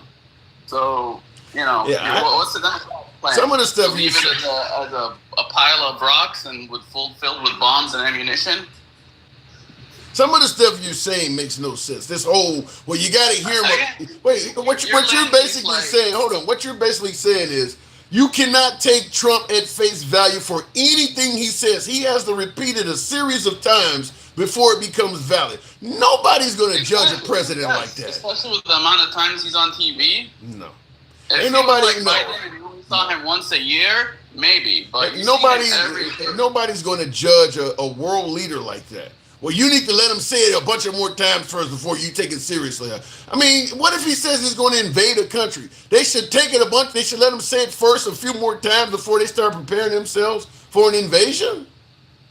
Yeah, that's stupid. That's how Trump works. I mean, I don't know if you're doing this on purpose or you're just doing it just to be like against what I'm saying, but it's true. You know this is true. We've been dealing with Trump for 11 years. Anything he mentions once or twice, I know you guys like to repeat it because it helps you win these arguments, but you know he's not serious unless he repeats it constantly. Constantly. No. It's not like he keeps anything secret. Everything else he wants to do, he repeats constantly. Why hasn't he repeated this constantly? I'm just going to tell you, when you are commander-in-chief of 360 million plus people, people are going to take what you say at face value. Nobody's going, well, you got to hear it 10 more times. That's insane. Is there anybody else you know in your life that you treat that way, where if they say it once, I can ignore it? People like Trump. Trump's a unique person, and he does like to see how the people feel about things. Yeah, he does this all the time. He says something, and he sees how people feel. If it's something they want, he keeps repeating it. If it's something they don't want, he just forgets about it and moves on to something else. You know what you make him sound like? Because we often talked about Biden and dementia and all. You make Trump sound like some old grandpa that just rambles off in the head and don't know where the hell he's at. I mean, well, wait, let's see if he says it again to make sure he really... I mean, you're making him sound like he's an invalid. No, this is basic sales and marketing. You know, you fucking see what the people want. I just asked you. You buy something, if it works, it's called A and B trials. You know, I just clearly asked you, do you know anybody else you don't know anybody in sales and marketing? You made it clear, I don't know anybody else like this. Trump is unique. So even you said it's unusual. He's using it in politics, and it's not unique that he's using it in simple negotiations and sales. Do you know anybody anywhere? In politics, you're used to an ideologue that only does things one way and only does things the conservative way and never changes. Trump listens to the people, listens to the reaction to things, and changes all the time. Do you know anybody in any facet of your life at all, politics, sales, we went to school with in your family, that you got to hear 10 times before you believe them? Do you know anybody anywhere in your life like that? People mention that they're going to do this and that. I don't take them serious. That ain't what I asked you. That's not what I'm asking you. Do you know anybody in your life that you need to hear say the same thing a bunch of times before you actually believe it? Everybody. What do you mean? People say they're going to lose weight and go on a diet and do this and that. And you never know they're serious until they actually start doing it. And even then, are they going to stick to it or they're going to give up after like a day? So you don't take... behavior, and it's like sad that I have to explain it to you. So you said everybody. So you don't take anybody at all on their first word. You have to hear everybody you know say something a bunch of times before you believe it. Yes, of course. What the Especially hell is here in that? Miami where everybody loves to flake. This is just people 101, you know?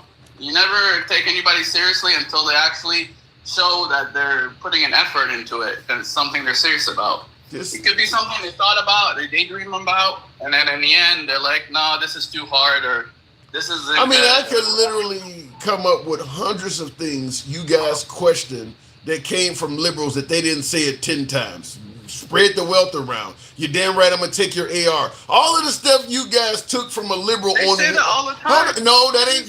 You're interrupting. All of the stuff you've heard from liberals... They only had to say it one time before you guys went apeshit about it. All of a sudden, Trump gets 10 fucking times?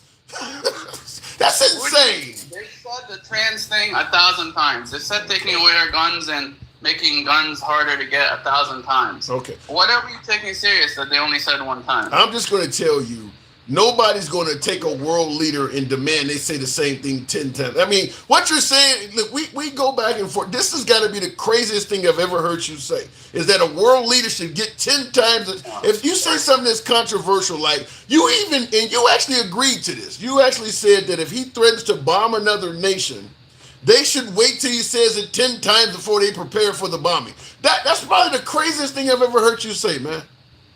Well, maybe bombing a nation is a little more serious, but yeah, with Trump, you never know. I mean, MAGA. He'll repeat it 100 times. With Trump, he won't tell you before he bombs you. The bomb will be already fucking landed before he mentions it. All right. Especially the bomb. We can at least say that, right? I gotta move on. You shot me today, man. I gotta move on. 10 times? I don't even know what to, I don't even know what to say to that. Me and him go back and forth. He's always welcome to the program, but that is the wildest thing I've ever heard before. I've never heard of that. I don't even have a pushback. It's so wild. Will G says, I wouldn't be surprised that Trump is cooking the books on tariffs. Trump barely knows what a tariff is and does. Did anyone see him on television with Powell the other day, where Powell corrected him in real time? I mean, I'm assuming Powell's days are numbered anyway, so that guy probably just figured, what the fuck? I'm not going to let him lie standing next to me. Too bad Dr. Fauci didn't do some of that, huh? But, yeah, he corrected him in real time. And, he told Trump, you're basing this on a building we created, a building that was built 5 years ago and things like that. He was pushing back hard. You don't normally see anyone stand that close to Trump and push back like that. Left, right, center, international, nobody pushes back. That's probably the strongest pushback I can never remember seeing on Trump, probably since maybe him debating Biden or Kamala Harris. Probably Biden's "Won't you shut up, man?" But other than that, no. Idiots are going to make it a Democrat versus Republican issue, but real ones know both sides are on the list. I believe that. I believe that both sides are on the list. The difference is, the reason why it's being made Democrats versus Republican is clear, though, is because the Republicans were criticizing the Democrats of fighting to allow elites to get away with shit that you and I would never get away with. Is that the Democrats were working for the deep state and allowing a whole list of elite pedos to assault children with impunity. This is what the Republicans ran on, that if you put a Republican in there, you put Trump in there, this is going to stop. He's going to drain the swamp. He's going to name names and not continue backing the elites like the Democrats were. But then Trump gets in there and he completely fails to deliver. And in defense of Trump, the right is, well, the Democrats are doing it too. We've been discussing the fact that the Democrats are doing it for the last 4 years. Why are you bringing that up? That's the whole reason this guy's here. Is because reportedly the Democrats were not bringing the information forward. And if we put Trump in there, he would do that. Now all of a sudden he's not doing it. Well, let's go back and talk about the Democrats weren't doing it. So we go back and rehash the discussion that we was already having as a reason for why Trump got in office. But look, at some point you got to defend Trump no matter what. Fact is, Trump is failing miserably on the Epstein saga. His information is all over the place. From I'm going to release the list to the list doesn't exist, to it's on my desk, to they have files and binders showing they got, all over the fucking place. All over the place. So now that he has his former lawyer interviewing Ghislaine Maxwell, my question is there anybody that believes what comes out of that? And he interviewed her alone. Trump should have certainly made sure that when his own former personal attorney went in there to interview, and by the way, that guy at that level is not who normally interviews somebody like that. But I'm not going to go into that. I'm just going to simply say there should have been an independent third party in there. Probably even should have been a Democrat in there. But to go and interview her, is anybody going to believe the information that comes out? Obviously, we know Trump is going to be cleared. She's not going to say anything that's negative about Trump. Is anybody going to believe that shit? If it was Bill Clinton and Clinton's attorney interviewed, would anybody on the right believe that? Why do you have pictures of Trump, Vance, Biden, Bill? Weird. Because that's who was in the news, Dustin. You telling me having a picture of the president and the vice president and a picture of the guy they often talk about who's the former president, that's weird on a political show? Okay, I don't know what's your definition of weird. Those lawsuits and shakedowns Trump put on the media companies are apparently working. Whoever made that healthcare poll is about to get got. I will tell you, Trump probably is the most successful bully we've ever seen. He's doing a really good job at that. Networks, colleges, media outlets, politicians. He's been doing I mean, when he say tired of winning, he means that. He's been able to bully folks into getting this. I mean, if we keep going the way we're going, there's not going to be anybody criticizing Trump on air. It'll be all Greg Gutfields and people that favor him. I mean, he's doing a really good job at getting his way. I mean, shout out to the guy. I mean, 3.5 years he got left to go. Wow. Let me go back to the box. I got some Spanish speakers in here, really? Okay, thank you for. I don't speak Spanish for my viewers on Clapper, but okay. Let me go back to the box. Continuing on with Gangsta Grandma. What did I do wrong today, Gangsta? Absolutely nothing, right? Let me tell you something. You're a little idiot that was right before you. I mean, right before me. God, I have like a brain fucking he's giving me a fucking headache. The motherfucker's dumb. Like he's a dumb fuck. You know what I mean? Oh, Biden's economy was so bad. No, bitch, you're too stupid to realize it. Our dollar is failing right now. Our GP is done. You know what I mean? Oh my fucking God. That's how idiot. That's why he likes the uneducated. Well, normally I have patience with my callers. I can take whatever, but what he was saying was so wild. I'm like, you really I didn't know what to do with it. So I had to cut it a little short today. But what about folks who do believe that the economy under Biden was terrible? I mean, you do realize a lot of people. Because the mentally fucking not there. They're dumb. They don't know what if you have a good economy, it's going to be high, and it is. We always going to have an inflation. Every fucking year we're going to have an inflation. But what Trump is doing is making it 10 times fucking worse. You know what I mean? Biden came into a fucked up situation. He had over 9% inflation because of who? I'm assuming. Because of the white T-man. Well, That didn't believe in COVID. Speaking of the white T-man, I want to get your opinion on this. They're developing whites-only towns. What do you think? You think we'd be better off in this? Oh my God, that's a stupid. I swear to God, the white tea people, the maggots, are the most dumbest. I shit you not, the dumb. Let them have it. I don't give a fuck. They're going to eat and breed any fucking ways. They're like a bunch of reds. They're going to fuck Tom, Dick, and Jerry. They don't even know who their own mama shit is. That's what they want it for. They want to marry like little sisters and shit. The nasty asses. Why do you say that so much? You don't think most MAGAs trying to marry within the family, do you? Come on now. They are. Why do you think they're so idiots? Why? Like the brain cells are done. Like David says, even the scientific says, they say this: you do not have STX with your cousins, or you have fucked up kids. Look out, you got fucked up people. The South has got a lot of them. Twisted in the comments and say you're making these references because you're a racist individual. Yeah, bitch, kiss my fucking black ass. How about that? I'm not racist. I just tell it like it is. I give the same fucking energy back. That's why they call me a racist and stuff. I give the same white tea people the shit back. If they was cool with me, I'd be cool with them. Like I said, I'm done with these sorry asses. I don't give them no what is it called? I don't give them grace. I don't give them nothing like that. They put us in this fucked up situation. We have a pedo in the fucking office. You know what I mean? A pedo is in the office. Why do you think now he's going to go after the vice president, for God's sake? Why? Oh, because of Beyonce. Give it fucking up already. Release the damn fucking files and let's see who's on the shit. You know what I mean? He's doing everything. Now he's going to get the bitch that did a lot of the shit that hurt the victims. Well, first of all, first of all, in defense of Trump, there is no proof that he is a pedo. That there's no proof of that.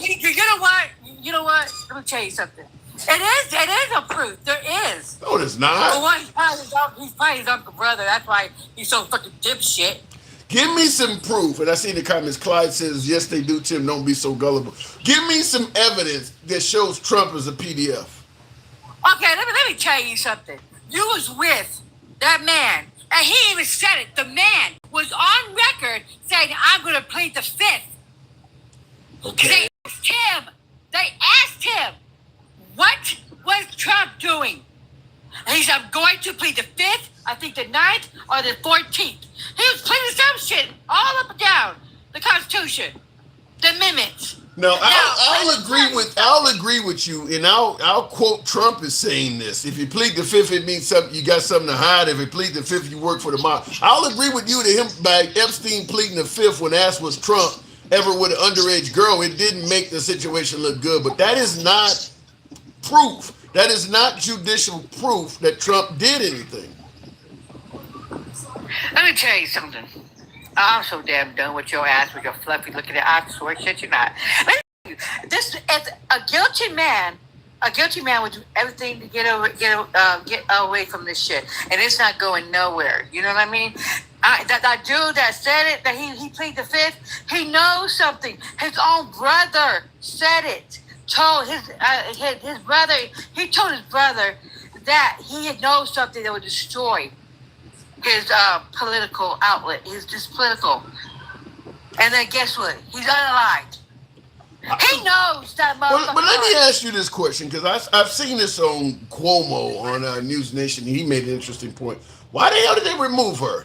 Gangsta Grandma, do your appeal thing. That's the first time this ever happened. You must got some detractors in the comments. Gangsta Grandma got taken off the platform. Wow. Never had that happen.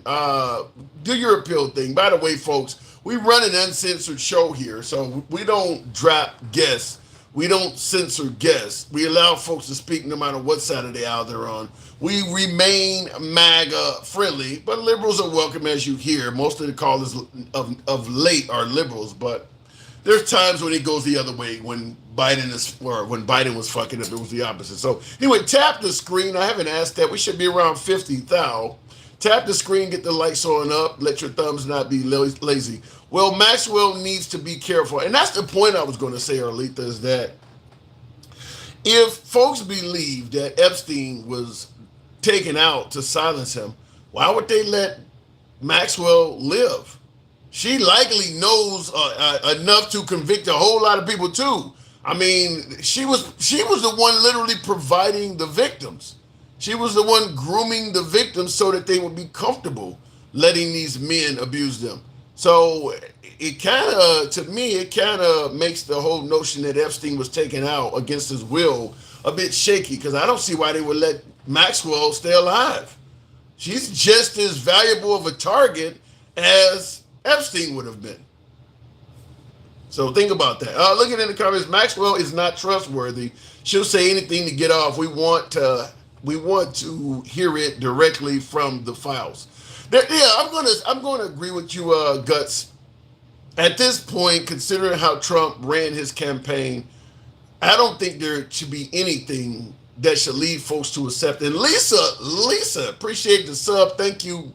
Welcome back to the program. Lisa, and Coke Jam. I wonder if I take you home, will we still be in love? Because I need it tonight. So at this point, I don't think we should accept anything. And I'm talking about the MAGA. I'm talking about the MAGA side of the aisle as well, not just the liberals. But you shouldn't accept anything other than the files being released. Anything else is giving you a watered down version of what you actually asked for. You showed up to purchase a Lincoln. You didn't come to purchase a Ford. You don't want them taking you on a test drive in a Chevy. You came to buy a Lincoln. I don't want you to keep showing me shit I didn't come here for. And that's what the Trump administration is absolutely without a shadow of about doing. Same thing with all of this Trump, Obama created treason. And as my last caller pointed out, talking about going after Kamala Harris because she took campaign. I don't know. How could you possibly bring up Kamala Harris taking money from donors when you got Elon Musk out there? I mean, why would you even go down that avenue? I don't understand how that works. Elon Musk pumped a shit ton of money into the Trump campaign and was even up in Wisconsin giving money to folks to sign petitions and trying to get a Republican judge elected up there. But yet you're going to point to the Democrats doing this. I'm just going to simply say I think Trump believes that with MAGA, they're not going to hold him accountable, and they'll hold somebody else accountable for the same stuff that he's doing. I mean, you're literally on the White House lawn telling people to buy a Tesla. But you're going to bring up these folks are taking donations for favors. You literally are telling people to buy a car that just a few months ago you were testifying was a terrible invention in terms of range. You didn't like the batteries. I mean, you didn't like the horsepower. Now you're talking about buying a car after this guy gave you all of this money. That's probably the best example of my shit don't stink I've ever seen. People are either not thinking or they are really homophobic over what Obama said recently about have the LGBTQ community in your lives. People are outraged and swore they left the Dem party. Well, I've heard that, you know, the whole notion that Obama said every man should have a gay person in their life or some shit like that. I think that's how they're saying it. I'm going to obviously throw up the defense for Obama that the Trump supporters often use about the whole taken out of context thing. Almost certain that Obama is being taken out of context here. But I'm going to say what I've said many times on the lives is that the Democrats, for at least for now, I know the Democratic Party is an ally of the LGBTQ community. I consider myself an ally of the LGBTQ community. However, the subject is toxic. You will have millions of people voting against you for something that does not even affect them because that subject is just that toxic. Until the next election has concluded, the Democrat Party, and that includes even people like Obama who's not running for office, should avoid discussing LGBTQ subject matter altogether. I mean, the LGBTQ community is well aware which party is likely to ally with them more than the other. You don't need to say anything at this point. They know how the Republicans feel about them. But the Democrats need to refrain from answering any question in regards to the LGBTQ community because all of them should be viewed as gotcha questions. All of them are. You're not going to answer any question where the Republicans are going to say that's a good answer unless it's probably anti-LGBTQ. And if you say something anti-LGBTQ as a Democrat, they're going to use that against you as well. So it's just one of those topics where the Democrat Party should just avoid that. It is a toxic subject. Any question asked it's a gotcha question, such as, can you define what a woman is? If she had an answer to question the way the Republican Party expects it to be answered, vagina, you know, the proper chromosomes or whatever, then they would have branded her somebody that was anti-LGBTQ and been telling that to the Democrats. But because she answered it the other way, now she's woke and pro-LGBTQ. And they're using that to vote. I mean, it's no matter how it goes, it's a gotcha question. So plain and simple, they need to avoid answering and even discussing that matter for the simple fact that it's toxic. Find one representative of the Democratic Party, go around and say what I just said. You know we got your back, but right now, everything that comes up about you will be used, you know, what did it say? Can and will be used against you. So for now, no questions, you know, I'm not even, you know, just like Trump does. What you should be focusing on is this. The question you should be asking is that. That's how you respond to any question asked about that community. Just simply redirect it. They asked Trump today, how does he feel about food not going to the Palestinians? And he started talking about Iran. I mean, just completely redirected it. Talking about Iran.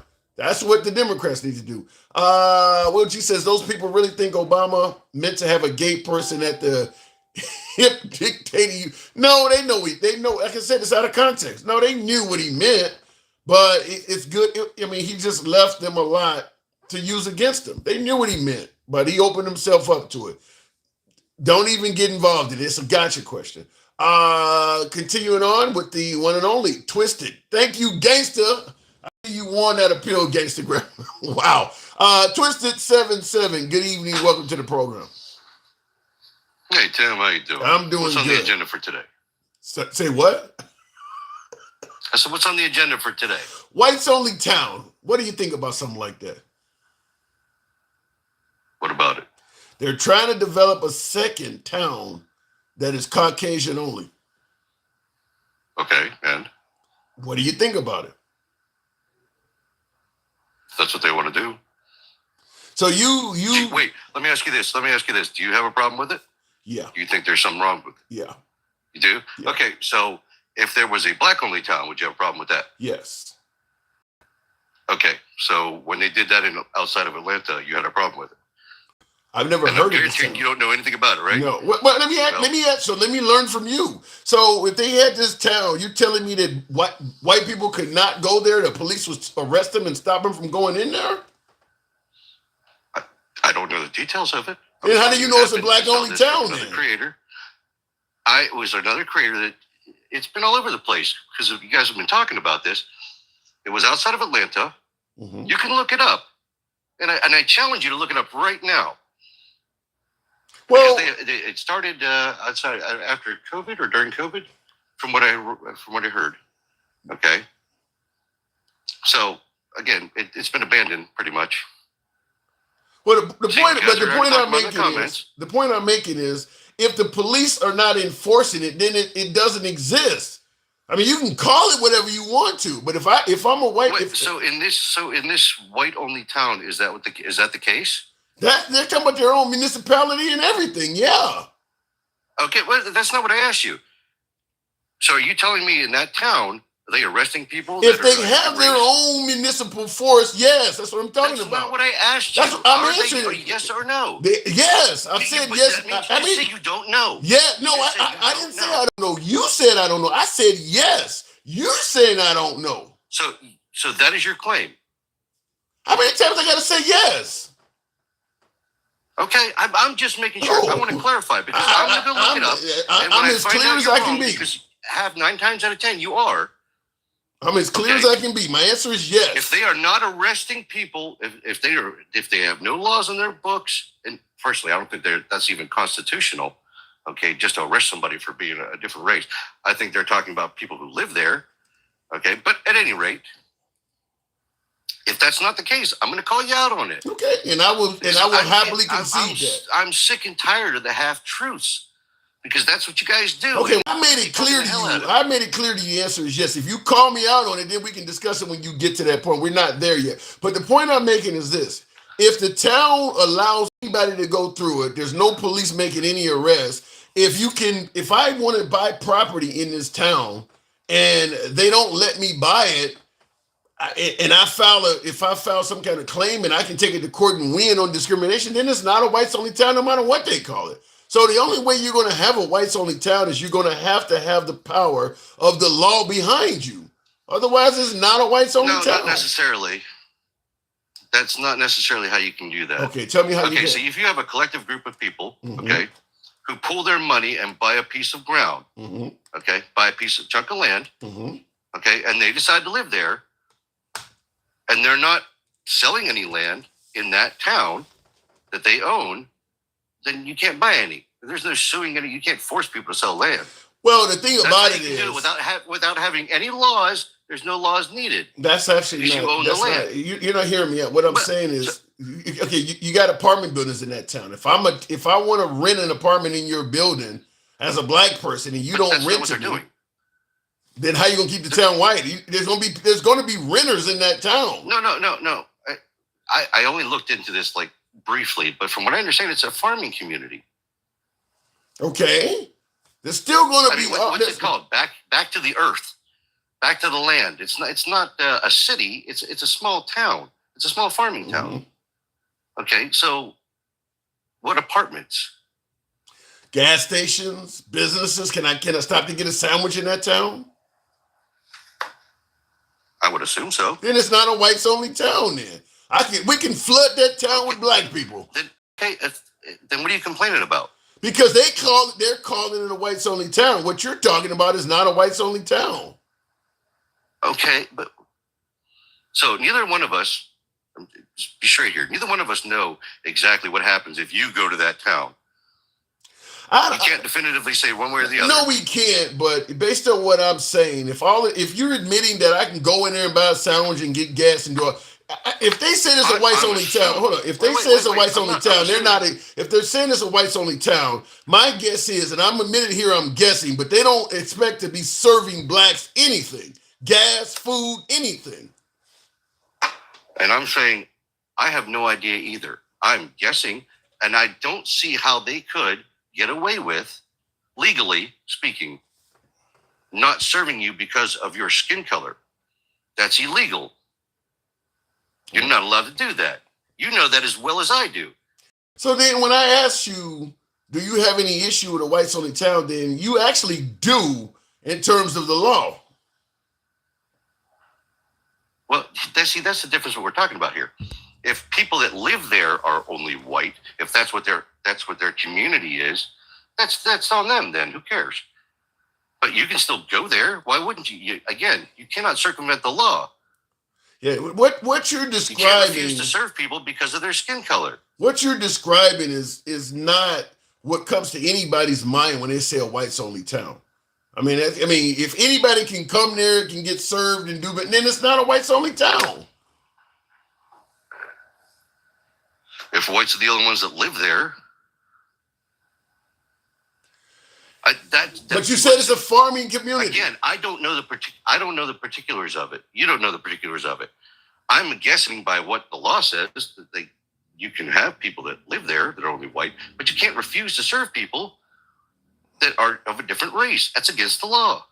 Yeah, I know this because I own a brick and mortar business. You know this, okay? I cannot refuse to serve somebody because of their skin color. Nor would I. I'm going to tell you, when you say it's against the law, that's kind of how segregation always was against. It technically was against the law. They found ways to change the law and bend the law and get the law ignored to do it. It was against the law when they were doing it back then too.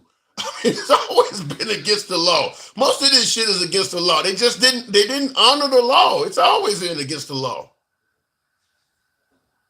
Okay, you're talking about 50, 60 years ago versus now. I'm just simply saying the law is bringing up the law is not a shield for this. Damn it. Well, what you're saying is crazy. The law is not a shield for this. It's never been. 50 years later don't make a difference. Go ahead. Are you going to let me talk this time? I'm listening to you. Do you think in this day and age that anybody can get away with that? Yes. No. Yes. Period. Yes. No. Come on, dude. Seriously? You asked the question, I gave an Seriously. answer. I just saw a dude get punched by. Hold on. You want a response to it? I just saw a dude get punched in the face by a cop that was calmly sitting in his car, and the cop said we didn't do nothing wrong. Yeah, they could get away with it. Hell yeah. Wait. Yes, the cop said he did nothing wrong. You and I both agreed that the cop did something wrong.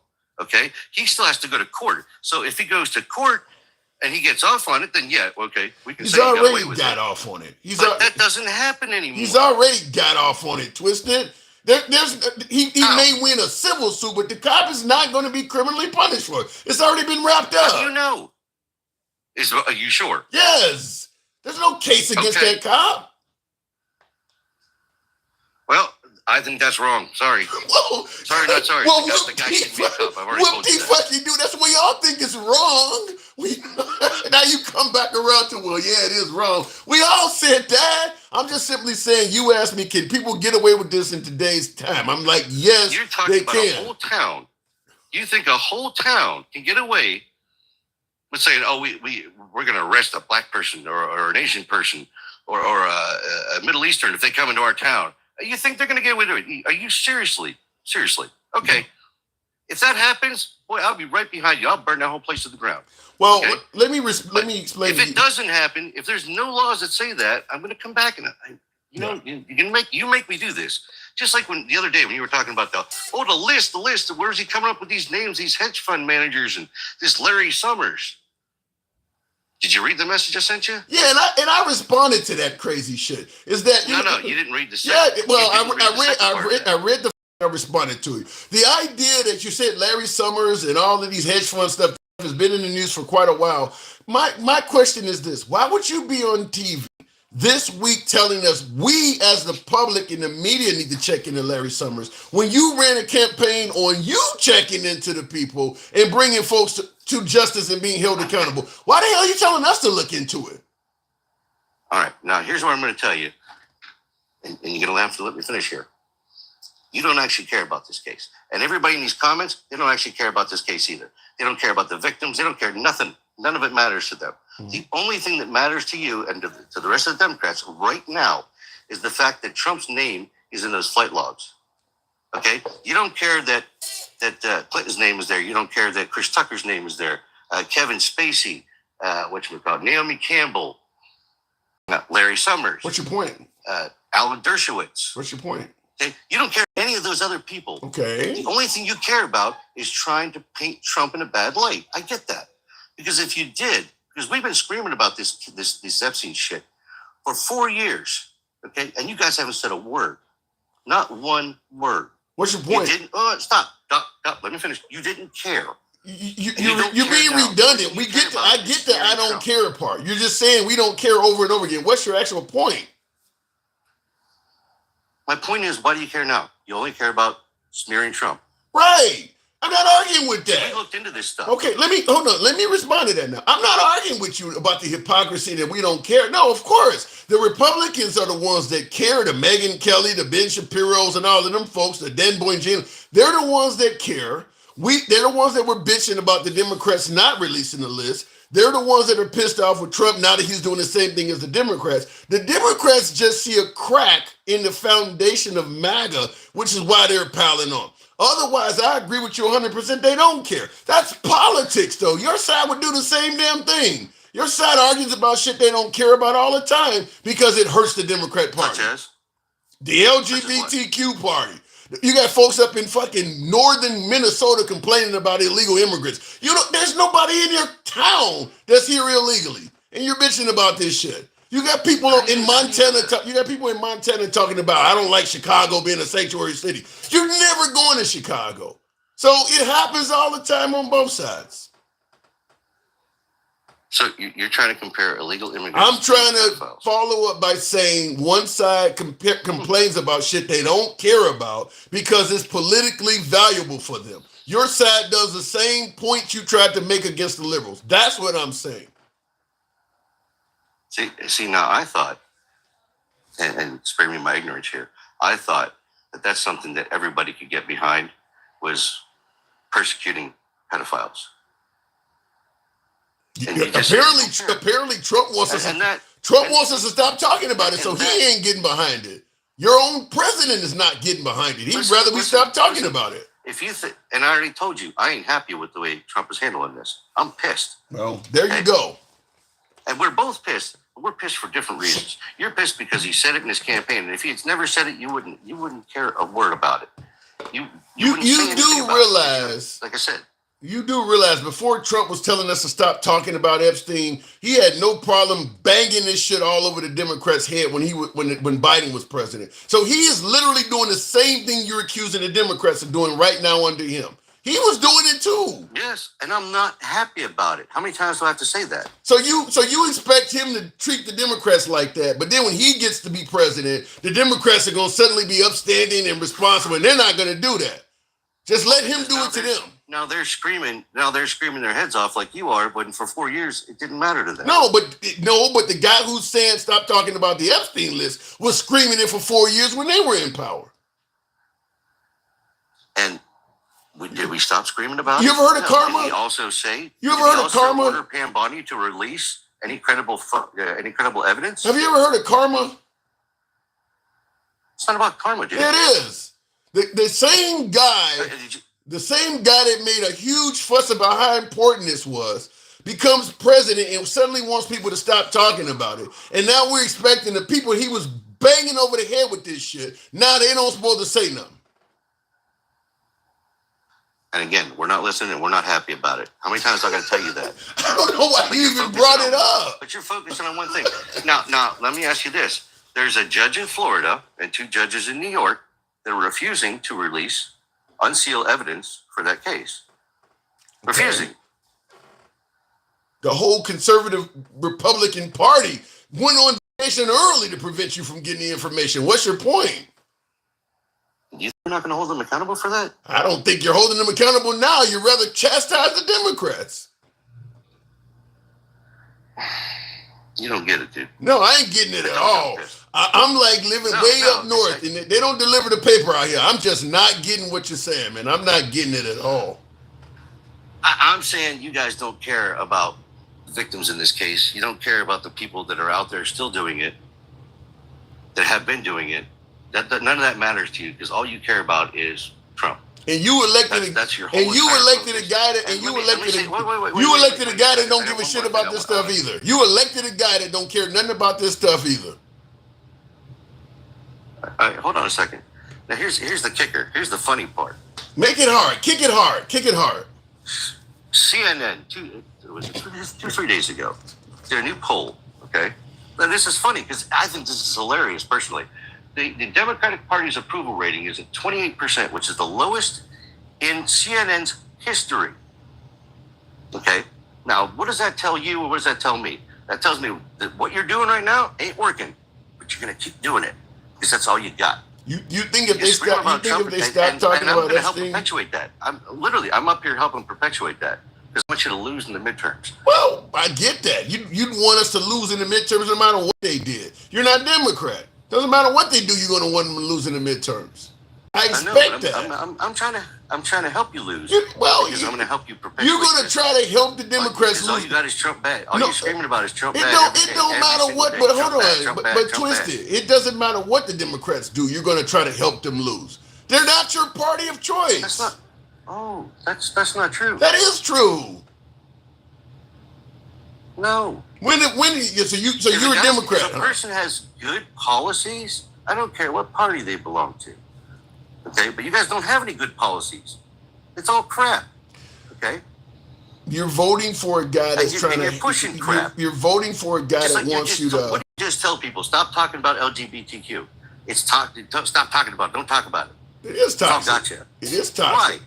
Because you want to win. So you're going to hide from people what you really feel like. What I don't get is that you can see the hypocrisy from the left, but you ignore it from the right. You literally voted for a man that's saying stop talking about pedophiles. But you got all this criticism to the left, but the guy you support that you want to help win is doing all the same shit.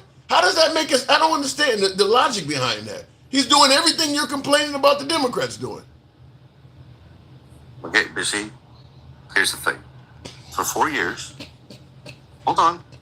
This matters. You can laugh about it all you want. But this is why you lost. This is why you lost, and you're going to continue to lose. Because for 4 years, we basically screamed about it, and you guys did nothing, okay? Not a damn thing. Didn't give a shit, don't care now. All right? We voted for Trump. Okay, he said he was going to release it. He did. I'm pissed. Okay, we will hold him accountable for it. To the best of our abilities. He's already president. Okay, I can scream and bitch about it. You can scream and bitch about it, but it ain't going to do nothing. Right? I'm just waiting for the point. I mean, you come up here every day. Oh, Trump bad, Trump bad, Trump bad. You bring up stuff that you don't know anything about. I'm just waiting for the point. What's the point? I could tell you, you guys defended Harvard up, down, sideways, and backwards when he went after Harvard, right? I don't know about. I didn't do that on this program. I know you don't know. Yeah, I don't know anything about that. Now, what might be finding interesting to note is that Epstein was a huge contributor to Harvard. He had his own office there. And that's not coming from any manga source. That's coming from Harvard itself. So what's your point? I mean, Epstein's lawyer was from Harvard. That Larry, what's his name? Maybe if you release maybe if Trump released the list, we could get all this stuff out in the open. If he wasn't protecting these people, we might not have had this debate. But here's the thing, and I said this way back when he first took office, because everyone was screaming about that list.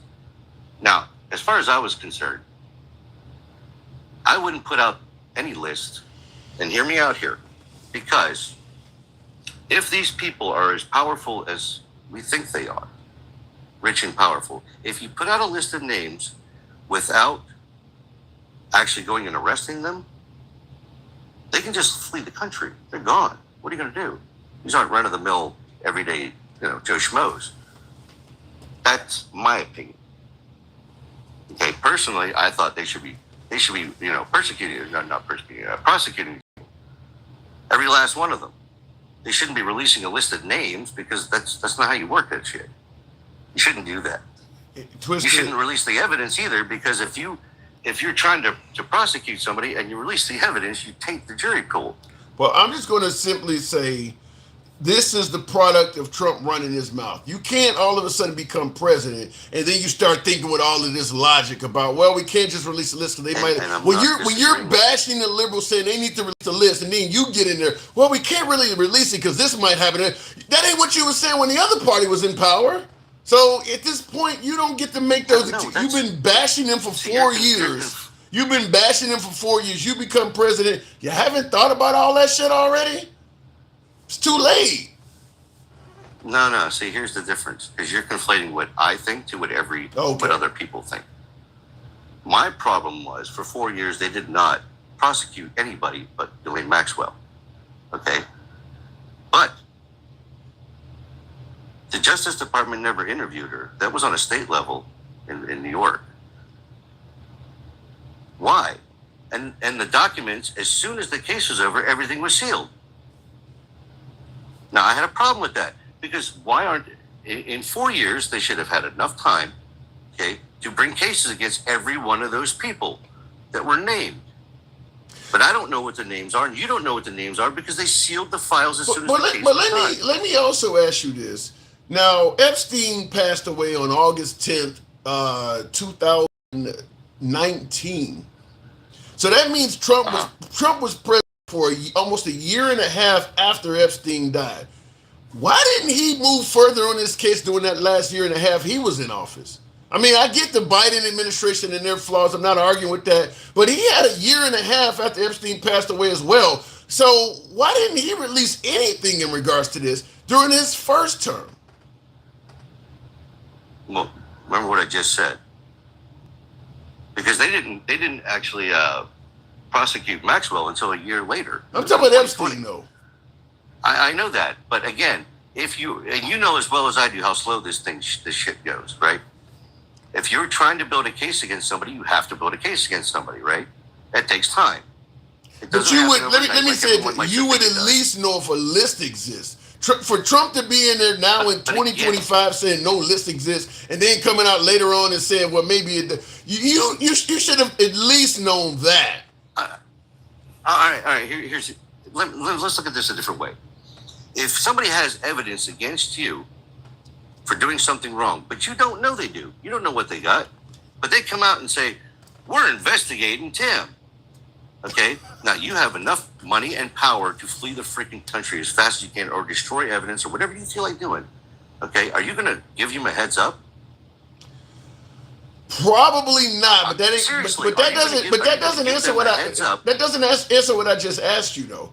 For Trump to be saying no list exists in 2025, when you had a year and a half after Epstein passed away, you know if a list exists. You don't have to name anybody's names to give them a heads up, as you're saying. You're so okay, I know you're hyper focused and fixated on this list. I'm saying it's pretty clear he's lying to protect. Why would you say no list exists and then say one does? I don't know what's going through his head. Do you? Yeah, dishonesty. Wait, so dishonesty is going through his head. Wait. You're a psychic and you know exactly what Trump is thinking. So what's he thinking right now? In regards to the No. You're telling me what is going through his head. I don't know. I don't know why the words come out of his mouth, and I don't know what the hell he's thinking. You don't either. You can only speculate, and that's all you can do. Oh my God! If I tell you I'm a white guy, do I have to tell you what's going through my head for you not to realize I'm being dishonest? I mean, the guy said no list exists, then he said it does. What do you mean? What's going through his head? Dishonesty. In your party's logic, whatever you identify as, that's what you are, right? So I gotta move it on. I gotta go. Go ahead. Last word. You know damn well I'm right. And that's the shitty part, right? I don't know where to go with that. I gotta go. It's actually happened. I gotta go. It's actually happened. All right, Twisted. Always good. Good spirited debate, man. Thanks for coming through. I gotta move it on though. All right, moving on. By the way, that was different. When you guys identify as a woman, I'm going to identify as somebody who don't know if the list exists or not. Wow. I see in the comments, Mike, you don't like what was just my oh my God, let me go back to the box. I'm just gonna go straight to the box. Listen, man, listen. And first of all, I was in the box the other night. I almost protested against your ass, but maybe I wasn't showing up. But that was the biggest. What did I do? That was the biggest pile of horse shit between him and MAGA that I've heard in forever. To suggest that all of a sudden the Democrats don't care. MAGA's been talking about Democrats eating children and drinking. They've been saying all that, not for 4 years, Tim. They've been saying that shit since he came down the damn escalator. Yeah. Let's be clear. They've been talking about this since he came down the escalator, but you didn't hear them say anything during his first term. They didn't demand him get to any conclusion on this on his first term, right? Yeah. Not at all. Matter of fact, when Epstein when he got arrested and Trump sat down and had an interview, he wished her well. That is true. I saw that clip. I saw that clip again today. Okay, so let's put it all together real quick. Let's go back to the 70s. This man has had allegations since the 70s. Talking about Trump's resume. That's a fact. He's had sexual allegations against him since the 70s. 25 allegations since the 70s. So it's not like it was new to him when he came down the golden escalator. Let's be clear. Number one. Number two, it doesn't matter if they say, well, how come they don't arrest him? So now we're equivocating from criminal to ethical. Now, Tim, do you know any top level position in this company that doesn't have a code of ethics? Do you know any? Do you know that the presidency has a code of ethics, right? Some would say Yes, you started giggling as soon as I said it. The presidency has a code of ethics. All politicians sign, they read and they sign to this code of ethics. I'm not talking about the criminal process. I'm talking about the ethics. But the entire MAGA movement has obfuscated all of that shit. All of it. For their orange guy. Every bit of it. They have set aside for him.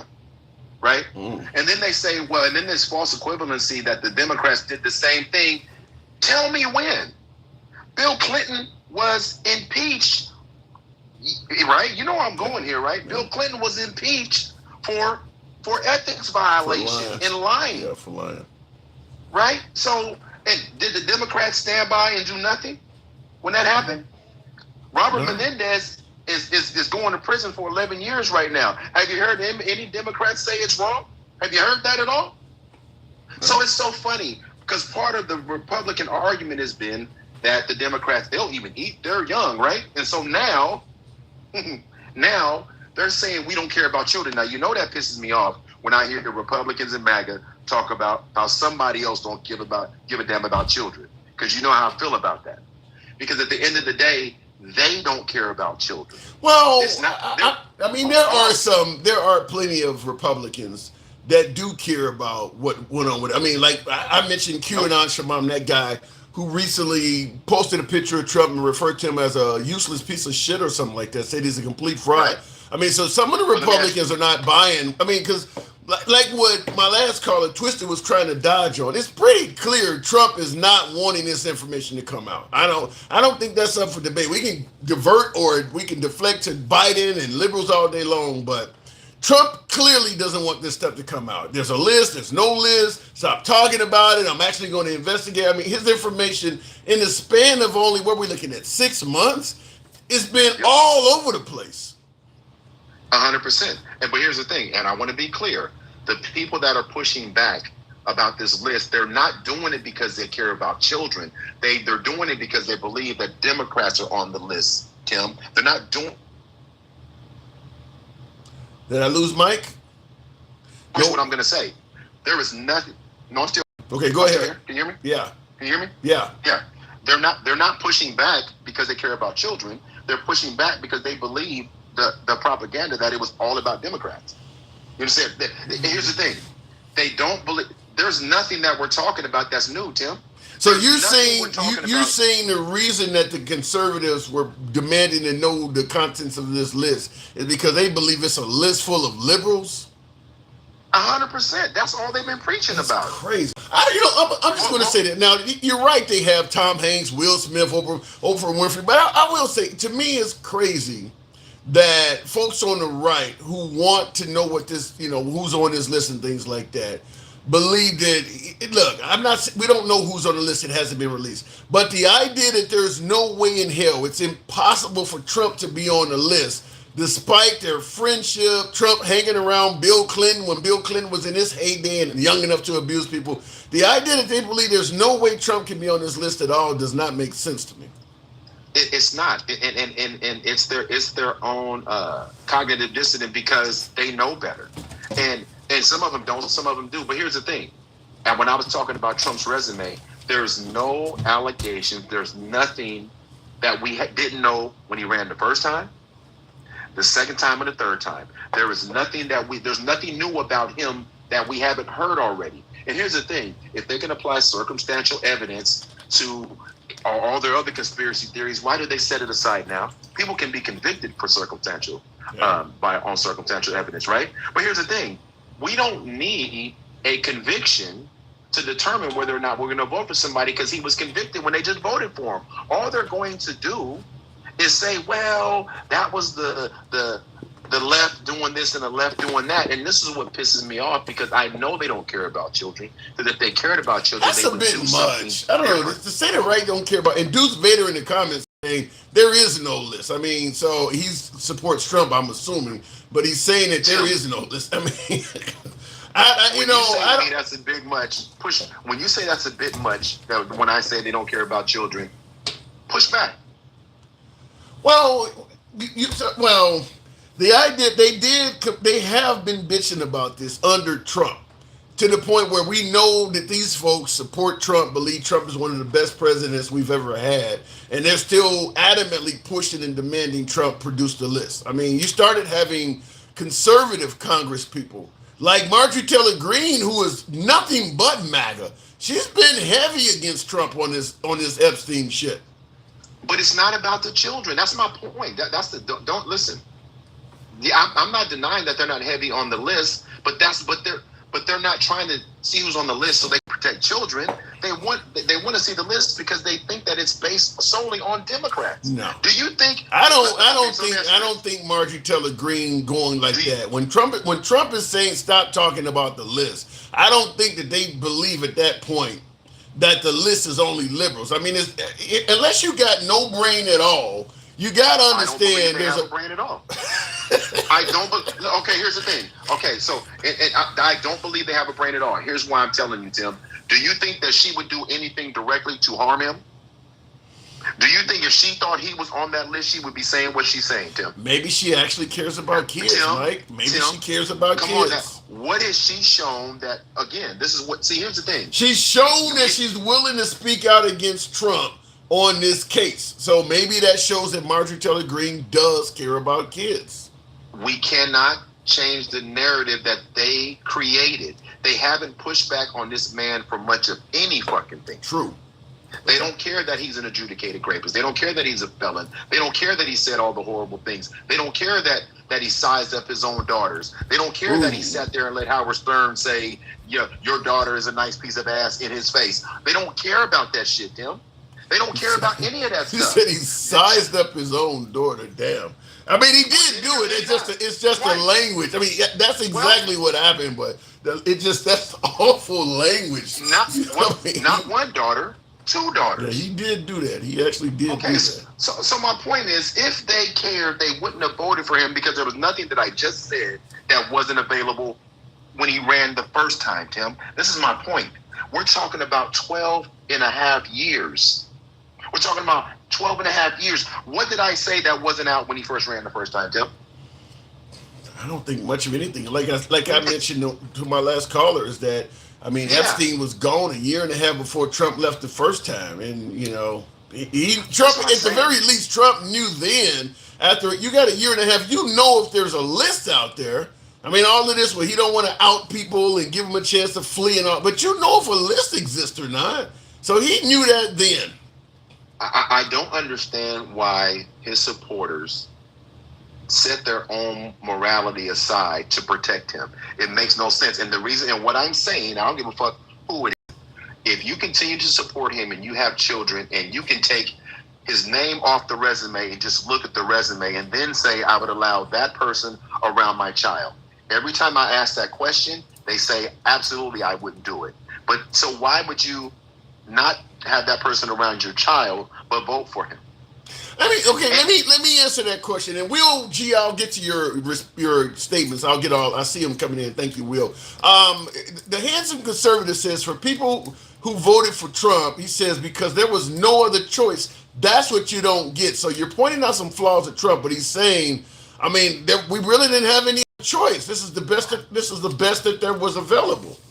And again, Tim, that argument is chicken shit, because what they're saying is, yeah, we knew about everything that I just said, but somehow Kamala Harris had a resume that depicted worse shit than this. Well, they do think the LGBTQ stuff is bad for kids. They think letting folks in the border is unsafe for the country. Yeah, they think Kamala Harris is worse. But I will push back and say this. Take Kamala Harris and Biden out of the picture. You did have the choice between Ron DeSantis, Chris Christie, Nikki Haley, Tim Scott. You did have other choices. You're damn right. They had a bunch of choices before. They had just allowed him to just walk into the nomination. Because he didn't debate anybody now, did he? No. Okay, he didn't stand up there once. So they all sat back and obfuscated all of this shit. And again, you got Todd Blanche, you got Emil Bovee, that are the attorney generals or part of this, and they were his personal attorneys going up to a prison to talk to Maxwell about what she knows. Now, what the fuck do you think they're in there talking about, Tim? But listen, they'll ignore all of that. Do you think Obama could have had one person from his personal life? Exactly, Tim. Now, why is that, Tim? Now, why do you shake your head? Because they trust Trump and they don't. Because they trust Trump and they don't trust the Democrats. But let me ask you this. Now, so you know where I always go. Do you know who Sarah Terrell, Ricky Terrell, Dalton Terrell are? You know those names? No. What about Rebecca Brewer, Timothy St. John, Andres Velasquez Trejo? You know any of those people? No. Twisted, you're in the comments. MAGA Reaction, you're in the comments. Handsome Conservative. You know any of the people I just named? Now, the reason I asked the question is because those are the people that were arrested in Alabama with those children. Oh, the underground bunker. The underground bunker. Yes, with the underground bunker, Tim. That was the other day. Yeah, I know you don't know. MAGA Reaction. Yeah, and this is my point, Tim. How is it not a national story that's all over TV about these people that have had these children in this underground bunker, trafficking them, and they're their children? How is that not? You know where I go with this. How come we're not talking about Peyton and Evelyn and Olivia Decker? Well, talking about them. In the defense of the Republican Party, Twisted said none of them were MAGA. Yeah, but Twisted also said that one of them was illegal. Listen, all the people, this is exactly what I'm talking about. So he just proved my point. There was one Hispanic name in there. There's one Hispanic name in there, but there's 9 people arrested for doing these things to children. The rest were white, but we don't even want to talk about that. But they care about children, Tim. Listen, I just mentioned the Decker kids. They don't even know their fucking names. But when Lincoln Riley passed, because of they were saying say her name, right? Right? Yes. And they were children, and they were their children. That's the hypocrisy that he was talking about that the liberals do. I mean, both sides are guilty of hypocrisy. I mean, because if it happened in a liberal area under a Democratic administration, the right would be talking about it. It would be all over Fox and things like that. Now, in regards to none of them being MAGA, rural Alabama mostly being white, maybe they weren't MAGA, but that's highly unlikely. Listen, and look, and then debaters like next guest. Now, I've been up here the shortest of anybody so far, but the reason I'm boring because I'm telling facts. The reason I'm boring because they don't want to hear about what's happening because they obfuscate this just like they protect Trump and Pete Hegseth and Steve Bannon and all the other men in his cabinet that have had sexual allegations. They just act like it's never happened, and they talk over it. They damn near confirm Matt Gaetz. Yeah. I mean, what are we talking about? Well, they're demanding Matt Gaetz replace Pam Bondi. Right. And then, well, here's the thing, though. And I heard about that. So then when they ask him about will he pardon a convicted sex trafficker in Maxwell, well, I don't know, I haven't thought about it, but I can, I'm allowed to. Right. And then they offer her limited immunity. If they cared about children, why is that on the table? Why is it on the table? Yeah, my guess is that Maxwell is going to get something significant out of this, and she's probably going to exonerate President Trump. I mean, that's probably what I mean. Look, you got your former lawyer interviewing her. Look, if I had the ability to pardon, I'm not going to give you a pardon unless I know what you're saying works in my best interest. I'm not just going to hand you out a fucking pardon for the truth, because I hung out with this dude a lot. I mean, even if I didn't do nothing with Epstein that was wrong at all, you might still say something that's true that people might be able to construe or take out of context that it makes me look bad. So I need to know exactly what you're about to say before I give a pardon. Trump is going to know exactly what comes out and make his decision on whether to pardon her or not based on that. So when you hear him doing interviews and they're asking him, well, I really haven't looked into it, I'm not really following it, that's bullshit. This could actually destroy your political career and your legacy. You're looking all into this. Yeah, and it's funny that they say that. By the way, can I get back to? Can you give me a couple more minutes? I'm going to get back to something. I'll give you two. Twisted said. I'll give you two. Yep. Okay, perfect. That Twisted said about black-only towns. There's no fucking such thing.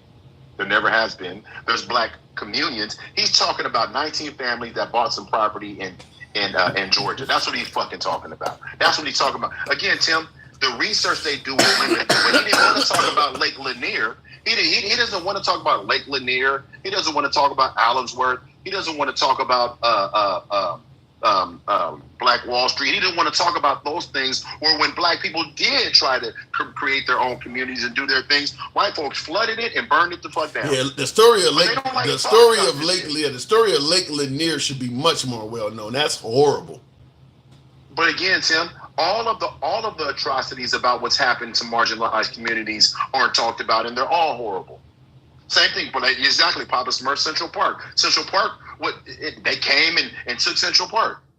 You know, most of these stories, I'm going to tell you, most of this stuff, like Lake Lanier, I just found out about that recently. Most of these stories they really have kept this stuff from the history books. Most of this stuff, other than Black Wall Street, like the one that happened over in Carolina, Greensboro, or whatever, that stuff really is not that well known. Because they don't want to talk about this shit. You're right, Drew. Rosewood. I mean, we can go on and on, yeah. But then it's all the what about. If white folks are trying to create white only towns, the idea that Twisted could sit here and be so disingenuous and think that they don't mean, well, what did white only mean back in the fucking 50s and 60s? Did it mean, it says white only, but you can use this water fountain? Did it say that's what I was trying to tell you. I'm like, when I hear that, when you hear whites only, you're not thinking about what you're describing. You have a historical context of what to believe, and what he was saying didn't fit that. It doesn't fit anyway. Again, there's another one in the comments, Rosewood. So again, I'm gonna land my plane on this. So everybody needs to pay attention to Todd Blanche, Emile Beauvais, these attorneys. These are the same ones that went and lied in front of Judge Boasberg about Kilmar Abreu Garcia, and I told you that, right? Yeah, I told you that. And so now, Judge Boasberg, he got the information back from that investigation, and now next week he's probably going to be delivering penalties for those attorneys that came and lied to him, right? So he's considering sanctions and all of that shit. These people, these attorneys that went in there and lied to him, now they have to deal with that judge. And here's the thing. I'm going to say this to the people. Anytime I come up here, Tim, if any one of these motherfuckers want to come up and debate me, you are free to let their ass up. But what they need to do is have their shit together. Because when they say it's in the past, man, this is 2025. Dude, let me ask you something. If I assessed your life when you were 16, does that negate the first 15 years of your life? No, not at all. Of course it does. So quit history definitely has context. You know what I got to do, but history absolutely makes a difference on how we live today. I don't know why people think black history is irrelevant, modern day lifestyle of black people, but everybody else history makes a difference to them. Gotta move it on, Mike. Thanks for coming through. Okay, bro. Appreciate it. Real quick in the comments, or Oscarville, Georgia, a thriving black community in the late 1800s burned down by white people, says 60s chick. I have never heard of Oscarville, Georgia. My guess is there's probably a bunch of this shit because back in them days it was a lot easier to hide stuff. I mean, they've built whole highways over grave sites and things like that. You heard about recently the one in Oklahoma where businesses, a whole industrial area of businesses and everything was all on top of grave sites and shit. It was a lot easier to hide stuff back then. A lot easier to hide stuff. So any African American or black person that became prosperous could be viewed as a threat. So so as a result, I don't know how a black only town in modern day, because right now they're talking about a whites only town. I don't know how a black only town would fare. Only way I could see it working is as if the blacks in that town only dealt with blacks in that town and they stayed way below the radar. But if they started doing intrastate, international business and things like that and started competing with other white businesses and stuff like that, I don't see it working. I think that eventually they would have a problem. Bullshit, says Will G.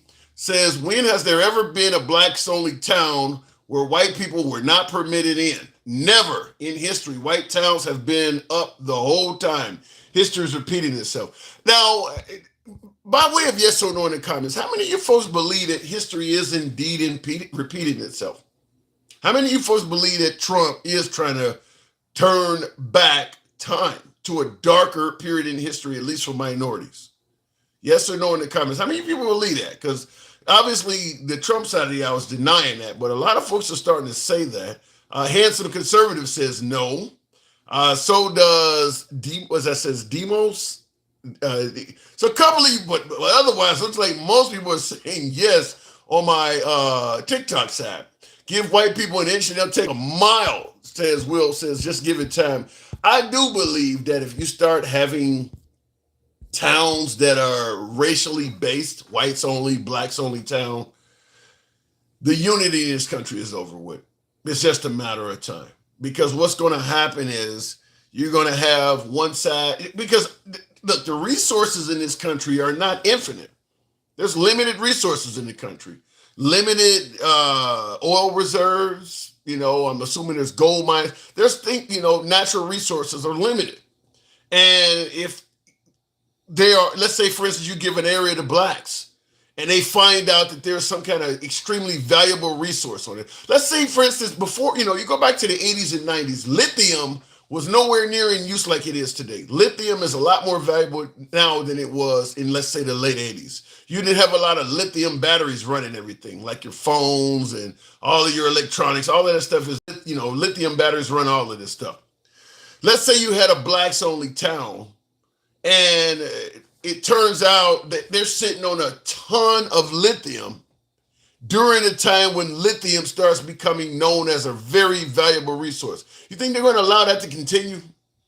This is what I'm talking about. What would likely happen is the federal government would determine that either it's unsafe, the chemical is unsafe, and we need to come in for that reason, or, for a national resource. It would be some kind of eminent domain kicked in, and they would take it. So, and of course, what ends up happening is maybe then the black community does not want you coming in and taking something that would be of extreme value. One or two of them starts fighting back. God forbid a federal agent or somebody gets shot or hurt. And now it's a whole excuse to start a war with that town and take every damn thing. That's kind of how Black Wall Street and some of these other towns have went down. You just find one little reason, and before you know it, that's an excuse to just go in and wipe the whole town out. So I don't think you're going to have a whites only, black only situation. I think it would just divide the nation up because the federal government still has control over the whole nation. And if you got a whites only town and a black only town, the first thing they're going to say whites only town is, I don't want my federal dollars going to people in the black only town. And the black only town is going to say the same thing. So now we no longer have any unity. Everybody's only caring about their own people. My guess is in a conundrum like that, the folks known as other would simply be fucked.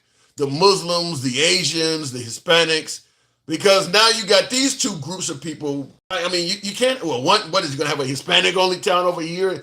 It's just a mess. You might as well just turn it into someplace like Europe, where you got little small states everywhere and no longer have a united states of sorts. And of course, it was spread over into the military and all of that kind of shit. Why would I go and join the military and fight for this country when they're only looking out for the whites only or the black only town?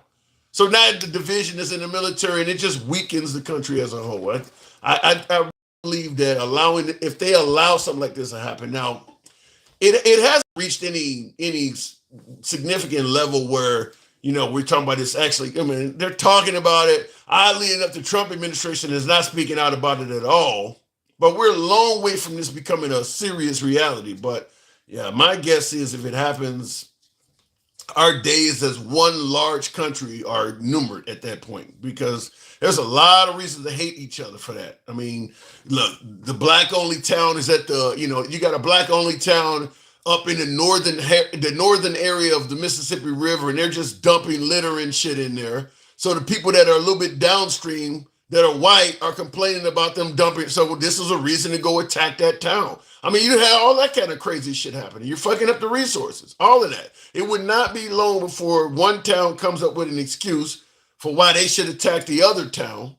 And because everything is based by skin color, you're going to have other towns that are not even involved in the conflict saying, well, look, there are some whites that are being pinned down in this state. Let's go help them out.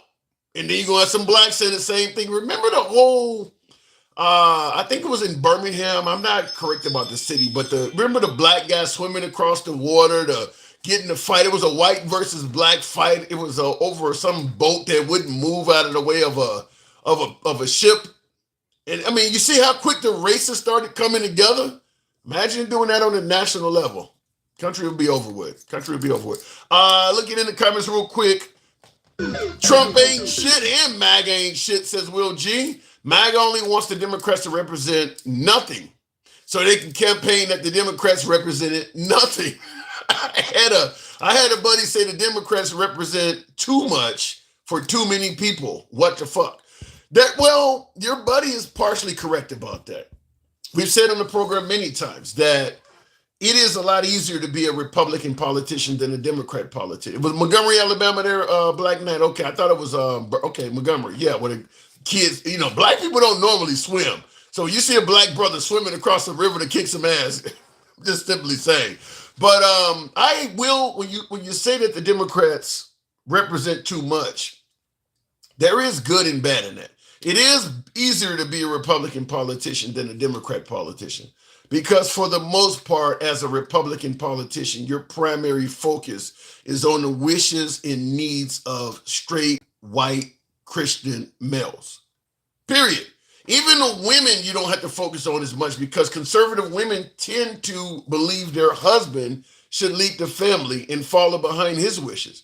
But the Democrat Party, they got to worry about what the Muslims are saying. They got to worry about what the feminists are saying. The LGBTQ community is important. Obviously, the blacks, the Hispanics, then, of course, white people, too.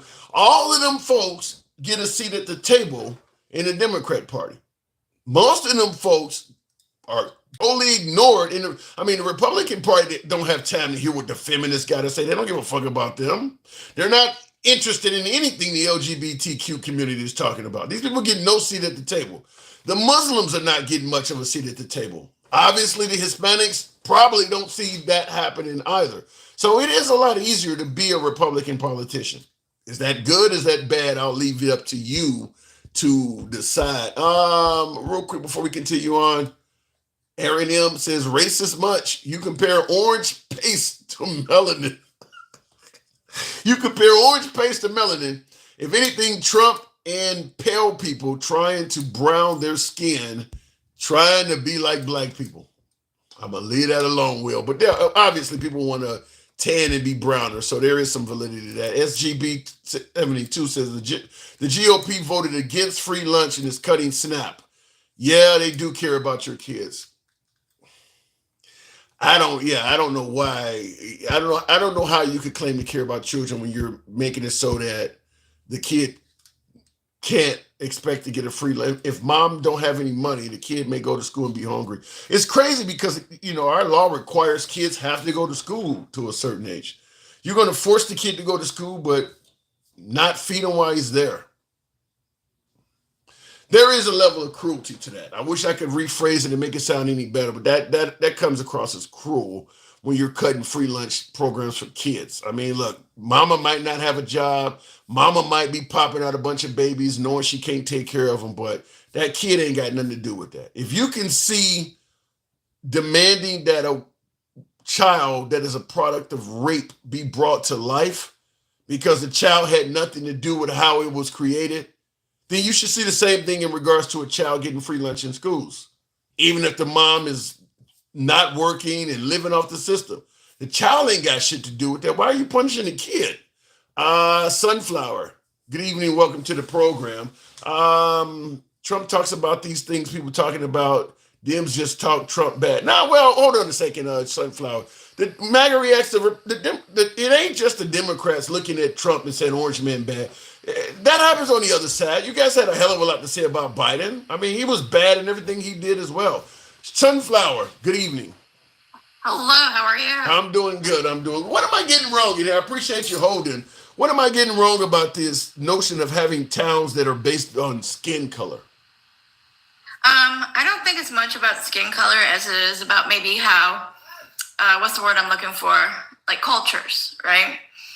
In my area, let's say we have different populations and we have Muslim people, Jewish people. There's a whole smorgasbord of people, right? But whenever they're purchasing housing, because I'm in real estate, they want to live in a community with people who have those same beliefs as they do, because that's when they make their friends, or So if you have a whites only town, and you said it's based on culture, not skin color. So a white person that's an atheist, a white person that is promoting. No. I think they got it wrong though. I think the idea of separating white and black or white and Spanish, or separating white in general from anything, that the idea in itself is wrong, right? You said it's about culture. You said it's about culture, not skin color. Give me an example then of the culture. Let's say, for instance, it's a bunch of white people. Give me some of the bullet points. What is the culture? All right, so let's say you have a Jewish person and a Christian person, right? A Jewish person eats a lot of kosher, so they're not going to go to the parties of the people that aren't cooking kosher meals all the time. So it's beneficial for them to want to be around people that have similar beliefs in their lifestyles, because they'll mimic those lifestyles.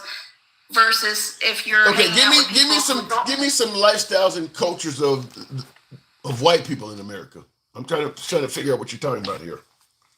Well, a white person can have multiple religions. You can be white and Muslim. You can be white and Jewish. You can be white and Christian. You can be white and atheist, right? So if I'm in a culture and I'm Christian and my neighbor is atheist, I'm probably not going to want to kind of hang out and do their things. They're not going to celebrate the holidays I celebrate. And so I naturally will go and look, or should I say humanity naturally goes and looks for people who mimic. Okay, so if it's based on culture, most African Americans are Christian. So this whites only town should let them in then. If it's based on culture. That's what I'm saying. The idea of separating just by color in itself is racist. That's what they're talking about doing.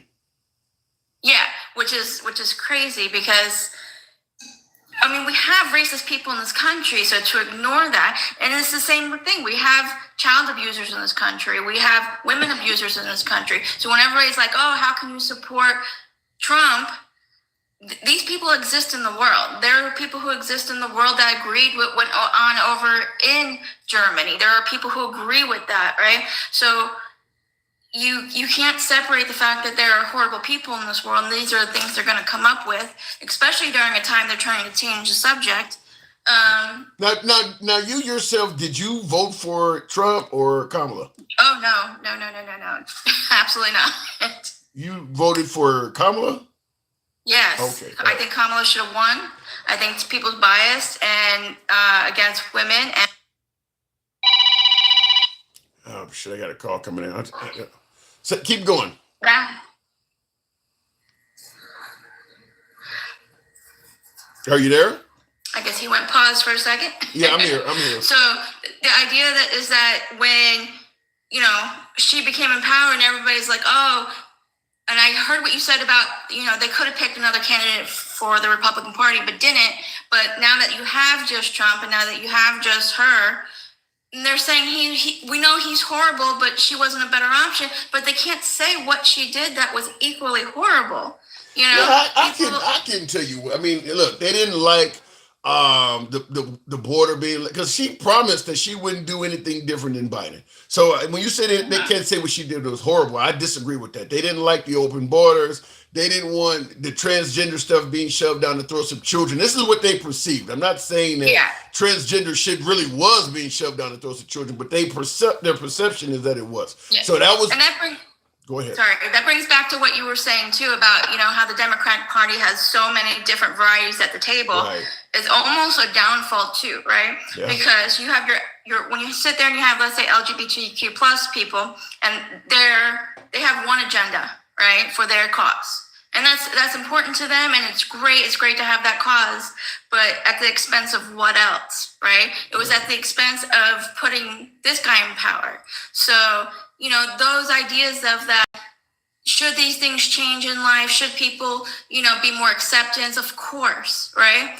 However, are we hanging our hat on everything and willing to lose the election to make this our top running topic?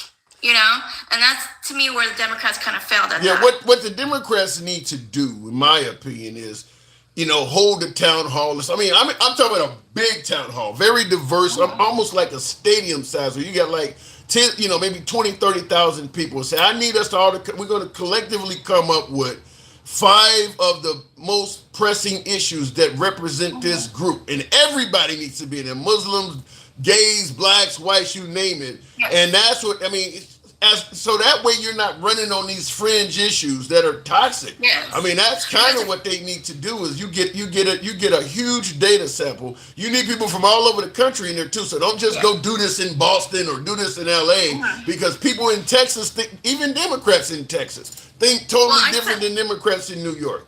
So yeah, well, you can simplify it too, right? So I live with inside an HOA, right? Which you got like a little over 200 people within inside the HOA itself, right? Mm-hmm. If everybody complains about a different problem, the HOA ignores it and nothing gets done, because we can't accomplish everything, right?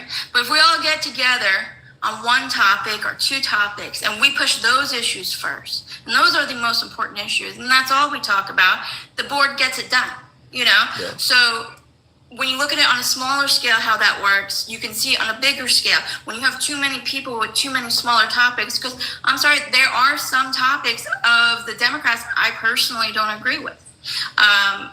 People might call me names because of it. I don't care. I'll still go. I need to hear one that you phrase it like that. What Democratic policy or... I don't believe that the sports. I don't believe in the sports. If you're born a male, that you should participate in women's sports. Hold on. Let me interrupt you and just say this. My guess is probably, I'm just throwing a wild number out here, but my guess is probably 70% or more of Democrats agree with you on that. It's beneficial to the Republican Party to brand the most outrageous and extreme Democratic ideas on the whole, like defund the police. Most Democrats don't believe that. You're not going to find most Democrats do not believe getting rid of all police in this country. But it makes sense to brand the whole party because it's beneficial. Give me another one. Yeah, but what happens is when that cause is happening, and then you get the people in charge of our party saying this is the way the entire world should be or the entire country should be, then you're going to get a lot of people taking the back seat and not even bother to vote. No, what Democrat politician said the world should allow biological males to play against girls? I don't know any of them. So they don't come out and say no, which is the problem. Like Harris was asked specifically her beliefs on that, and she just went with the political answer of everybody should be treated equal and whatever. So all these policies were never federal policies, right? But we allowed the Republicans to sell them that they were federal policies, right? Versus just state and primarily Democratic state policies. But the Democratic federal people in charge, like Harris and stuff like that, says they're supporting the states doing what they want, right? Which means that, this can eventually happen in all the states, just like with abortions. If they're saying, let the states decide, we feared that they were going to make it federal, right? So when you flip the script, they thought, it might be a state issue now, but if they continue in charge, this might be a federal thing, and they might force us in our state to do that. You know, so it becomes a topic. It becomes a very hot topic. Yeah, I mean, I get your point, but I mean, a lot of that as political fodder because, like we said, Kamala Harris dodged the question and goes back to this thing. Trump dodges questions all the time, and the Republicans would never hold him to the accountability level that you're talking about. Absolutely not. He was just asked today about what does he think about children starving in Gaza, and he started talking about Iran and they're running their mouth too much. And there's no outcry from the right about that. I mean, he pretty much just threw that question in a garbage can. So, No. I mean, So he attacked. You got to remember when he let them. What he did to the Democrats is what he told to his base is that the Democrats are going to pretty much attack everything that they believe in. Their Christian values. I mean, when you look at the history of Christian values, most people that hurt Christian values are other Christians, right? So, but he made it like it's a Democrat thing. Like the Democrats are after your religion. Democrats are after your children. He played this fear tactic, and that's the strongest thing in the world is fear. You know, you can get people to give up other things if they're scared enough. It's working. I mean, I can't blame Trump for doing it. I mean, I don't agree. I don't believe any of it, but I mean, he's greatest hits. He's really effective at the fear game. Now, I mean, the Democrats play the fear game as well. I mean, they're gonna kill women that you have an abortion and all. I mean, they play that game as well, but Trump is just way better at it. Well, let me ask you this too. So a lot of times I see, and I did a video once about this too, when the other side, when Trump supporters start saying things like, especially with the Epstein thing, and they start coming out and trying to hold him accountable, and we're there just poking at them like, ha ha, you guys are wrong, see, ha ha, like kind of like goading them to go find another excuse that this isn't the truth. There's got to be an explanation, or that, oh gosh, now I'm being made fun of. Let me figure out how this is not true. Like, I think the Democrats have a very hard time to sit there and say, you know, I'm sorry he let you down, and he should do better by you, and maybe we do for you, you know, instead of that poking at you because you are that bad. At this point, I mean, the level of hatred between the parties is so strong. I don't know how the Democrats could talk to MAGA and get any headway at all. We got to stop putting down Trump. That's the only. I listened to this politician, and he was up there talking about hospital bills and everything, and I'm like, wow, I can't tell if. Hang on a second. Yeah. What's up? I love how my mom and dad's. I am beyond stop that shit out of her mouth. All right, I'll deal with it when I get there. I got it. Let me finish this up. All right. So, some of you folks that are watching on YouTube and Clapper, you got me catching a call in real time. Let me go back to the show.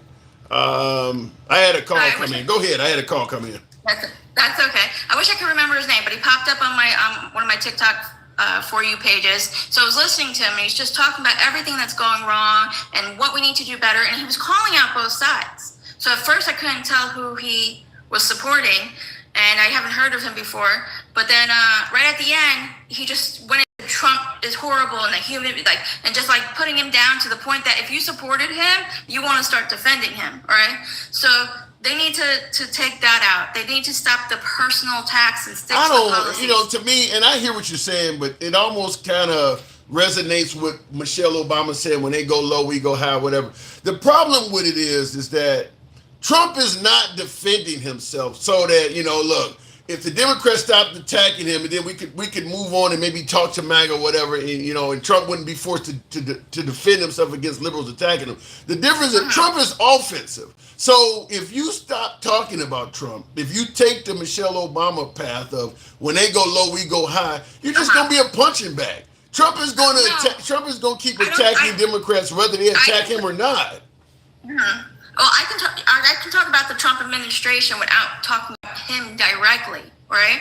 We can talk about, hey, the current administration's policy is doing this. Like, we just discovered that the administration, like, start reading. Yeah, but if you just start sticking to policy, but then Trump is online calling you a pedo or saying that you want to, I mean, just making up horrible shit about you, you're not going to win doing that. If you well, no, you can speak to specific things like, hey, the leader of our country posted this. This is horrible. This is not what a leader should do. You know, it's if you come out, there's a way to put somebody down without making it feel like other people I don't need think to it's. step up to defend. I hear what you're saying, but unfortunately, I don't think that. I mean, I think there's so many politicians on the right and left that have went against Trump and tried that. I don't think it's going to work. In my opinion, probably the only thing would be effective against Trump is to do. They say if you can't beat him, join him. You're gonna have to get in the mud. I mean, he is. He will say anything about you. Sticking to the policies and sticking to the agenda, that ain't gonna work with him. I just don't see it. No, but I get what you're saying. But like in the end, if I say Trump or the president, however you want to say, Trump posted the following thing, right?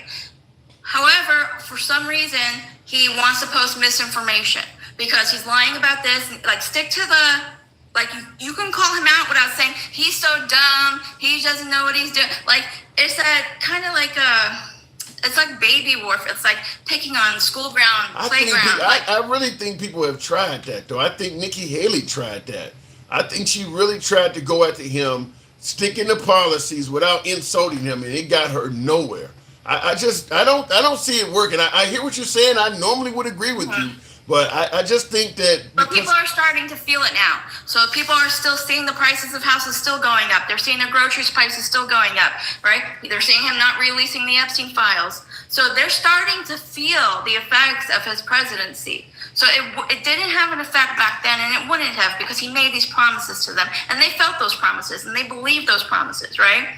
So now that they're feeling the effects that he didn't hold up to those promises, and their grocery prices didn't go down, he's on news saying they did, but my grocery bill's the exact same, if not more.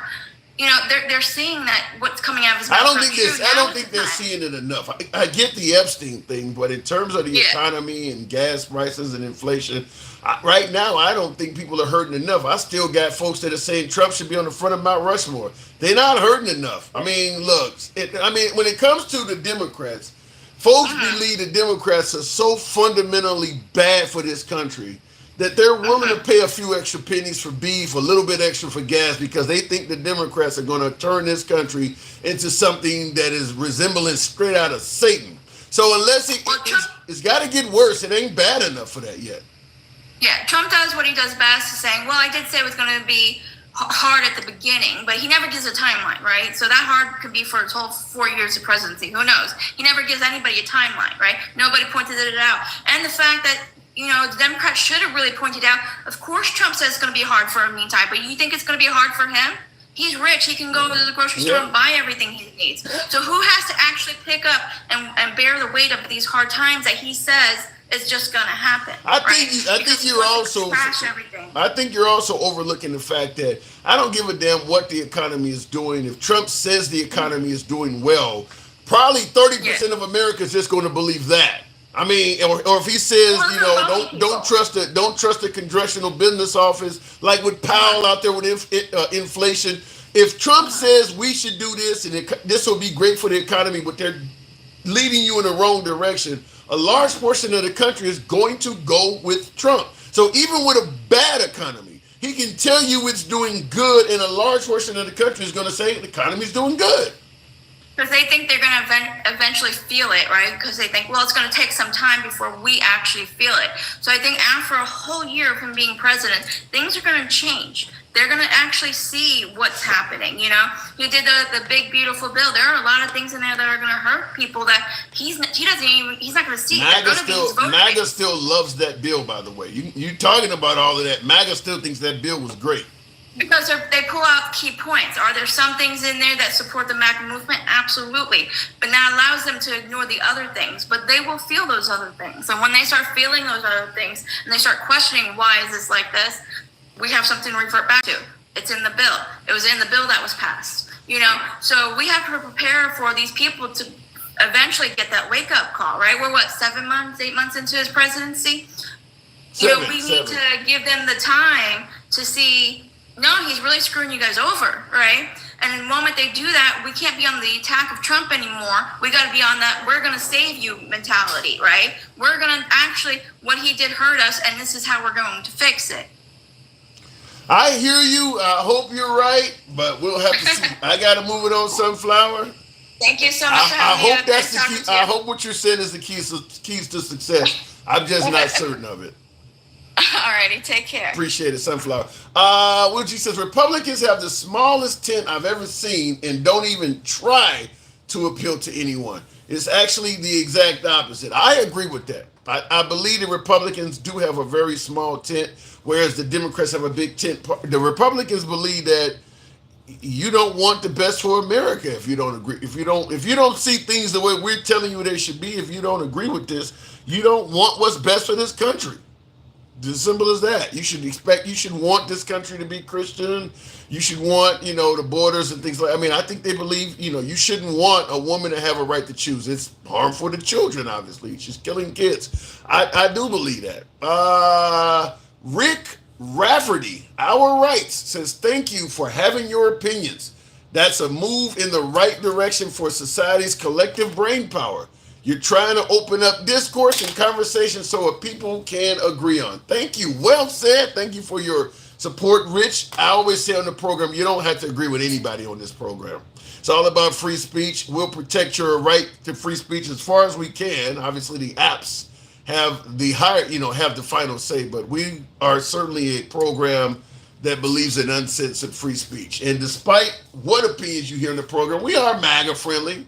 We don't blackmail or censor anybody. We go left if Bernie Sanders, so I'm having dinner with Q. We say it every program.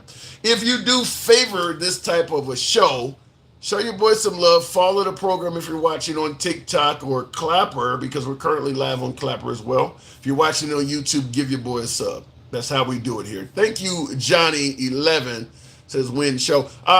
Sunflower has a beautiful heart.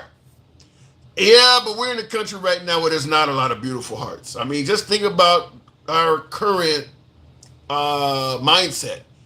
The wealthiest country on earth, or at least one of them, has taken on a mindset of we're going to be about America first. We're not going to send money overseas to agencies like USAID and helping out the poor. We're not going to get focused in any countries that are being overran like the Ukrainians. I mean, we're going to be about America first. The wealthiest country on earth is like, we're going to only focus on us. Which to me goes against any notion that we're a Christian country. I don't see anything Christian about that at all. I just don't. I don't see anything Christian about that at all. We're going to make up reasons and excuses. Well, we're not going to help out anybody. Up to and including the Americans. Because now we're talking about going after people's health care and free lunch programs and SNAP and shit too. So not only are we not going to help out people overseas, we're not going to do anything about the downtrodden that are in this country either. I don't see the Christianity in that. I don't see why so many Americans are celebrating that. It's literally a state of I got mine, you get yours. That's really what it is. I think Obama ran on that. That he was saying that if you voted for McCain, you're in it by yourself. You're going to do it all alone. Nobody's there to help. I think that's where we're trying to take this country in that direction, is that it's self-reliance, and if you fall on your face, you die. Either you find a way to make it or you die. There's not going to be any. I mean, we're trying to go in a direction where there is no sort of social programs for those in need. Now, Trump is talking about he's trying to pass a law that I think he did pass a law that allows the federal government to step in and clean up the homeless problem. So if you got liberal cities where homeless people are laying all over the street, they can now commit you involuntarily. Now, they're using the excuse that if you're hooked on drugs, we're gonna commit you involuntarily to get you treatment. Has anybody ever seen a government-provided program that is effective on treating folks that are hooked on narcotics? When you go, if you're hooked on drugs and you go to prison, they don't do shit for you in there. So the idea that they're going to go around and grab homeless people off the street and commit them, it's just bullshit. In my opinion, it's going to be used as an excuse to grab people, because if they say you're mentally ill, you're mentally ill. I mean, it's as simple as that. If they say you're mentally ill, who's going to question it? You just gone. I mean, you can find all kinds of reasons to grab people.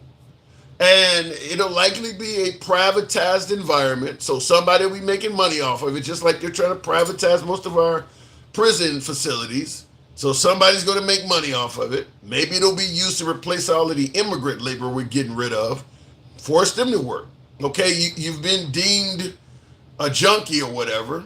We took you off the streets. We're going to commit you for 5 or 6 months. You got to go through a treatment program.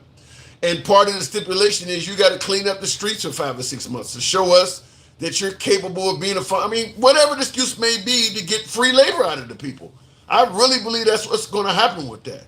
You can go around and round people up. The government is not even in favor of sober, sane, hardworking Americans getting free health care.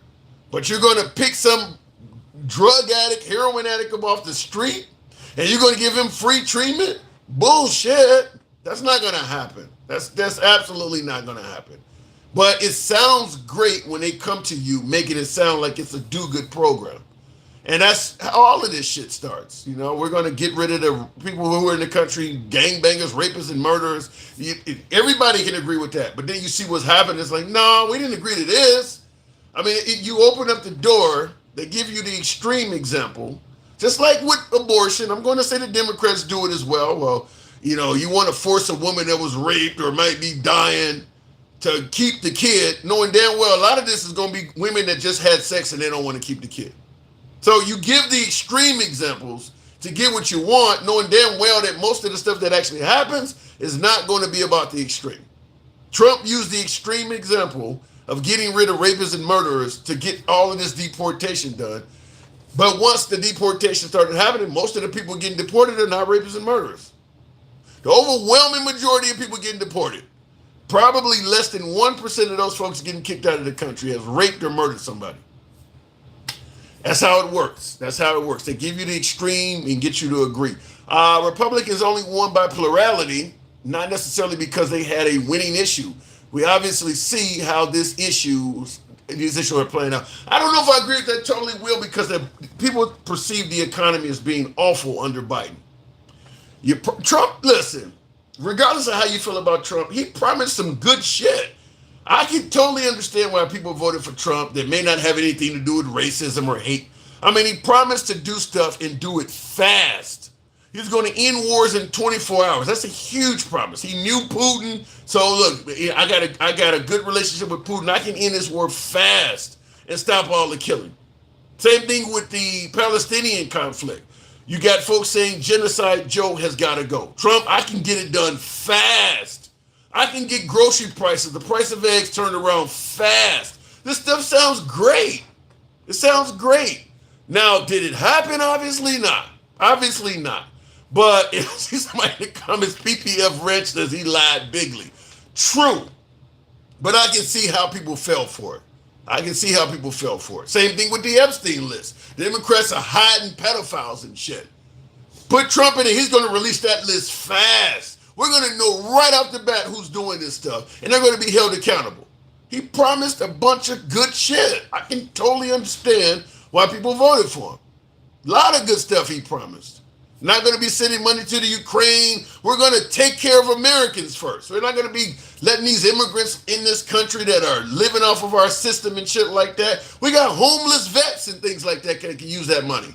Put me in there and I'll start taking care of Americans fast. And our money won't be going to these entities. Sounds fantastic. He promised a lot of good shit. I can totally understand why people voted for him. All that passive shit was already tried, says Will. It is what it is. You run on something, but unfortunately, what he ran on and what he delivered are seemingly two different things. Now, all of a sudden, give him a little time, he may still deliver it. That ain't what he said. He didn't run on temporary pain for, temporary suffering for long-term gain. The stuff he's talking about now is not what he ran on. It's just not what he ran on. Like I said, Republicans want Democrats represent, the Republicans want Democrats to represent nothing, and they want no criticism of their guy. They basically want Democrats to be a complete punching bag. That's what I said to my last caller as well. That I see you, Will, since Trump ain't shit. I said the same thing, that Trump is the kind of guy that is going to attack if it benefits him, such as attacking Obama, saying the guy was treasonous and shit like that. Look, Trump served 4 years after Obama left office. If Obama interfered with the 2016 election, why wasn't you saying it then? Why would you wait all the way to 2025, almost a decade later? Why weren't you bringing this up during the Obama administration? None of the debates you had with Biden, this never came up. He's solely attacking Obama because it is hopefully something that would divert your attention from other matters he would rather not discuss. So the point I'm trying to make is if the Democrats take the high road and do not attack Trump, they just stick to the issues, that's not going to stop Trump from attacking them. If it is beneficial to Trump to attack you, he's going to attack you. Now he's talking about going after Kamala Harris because she took money or something or paid Beyonce or some shit. It just, nobody gives a fuck about that. It's Democrat money that went to a Democrat cause. MAGA didn't lose a penny in that shit. But they're all over this. I mean, because it's a diversionary tactic. It's a diversionary tactic. So I do believe that if you are, you take the high road with Trump, it ain't gonna stop him from continuing to attack you. If you take the high road with Trump, then you just be a punching bag. You'll just be standing there for him to punch you. So that's why I say I don't buy taking the high road. It would be different if Trump was defending himself. Okay, if you stop attacking him, then he won't attack you anymore. That would be different. That ain't what he's doing, though. He's going to attack you no matter what. Anyway, continuing on with the show, looking in the comments here real quick. This is where I come from my fake news, says Norm Durkin. Let me know where you go for to get your real accurate news. I would like to know. Let me know in the comments.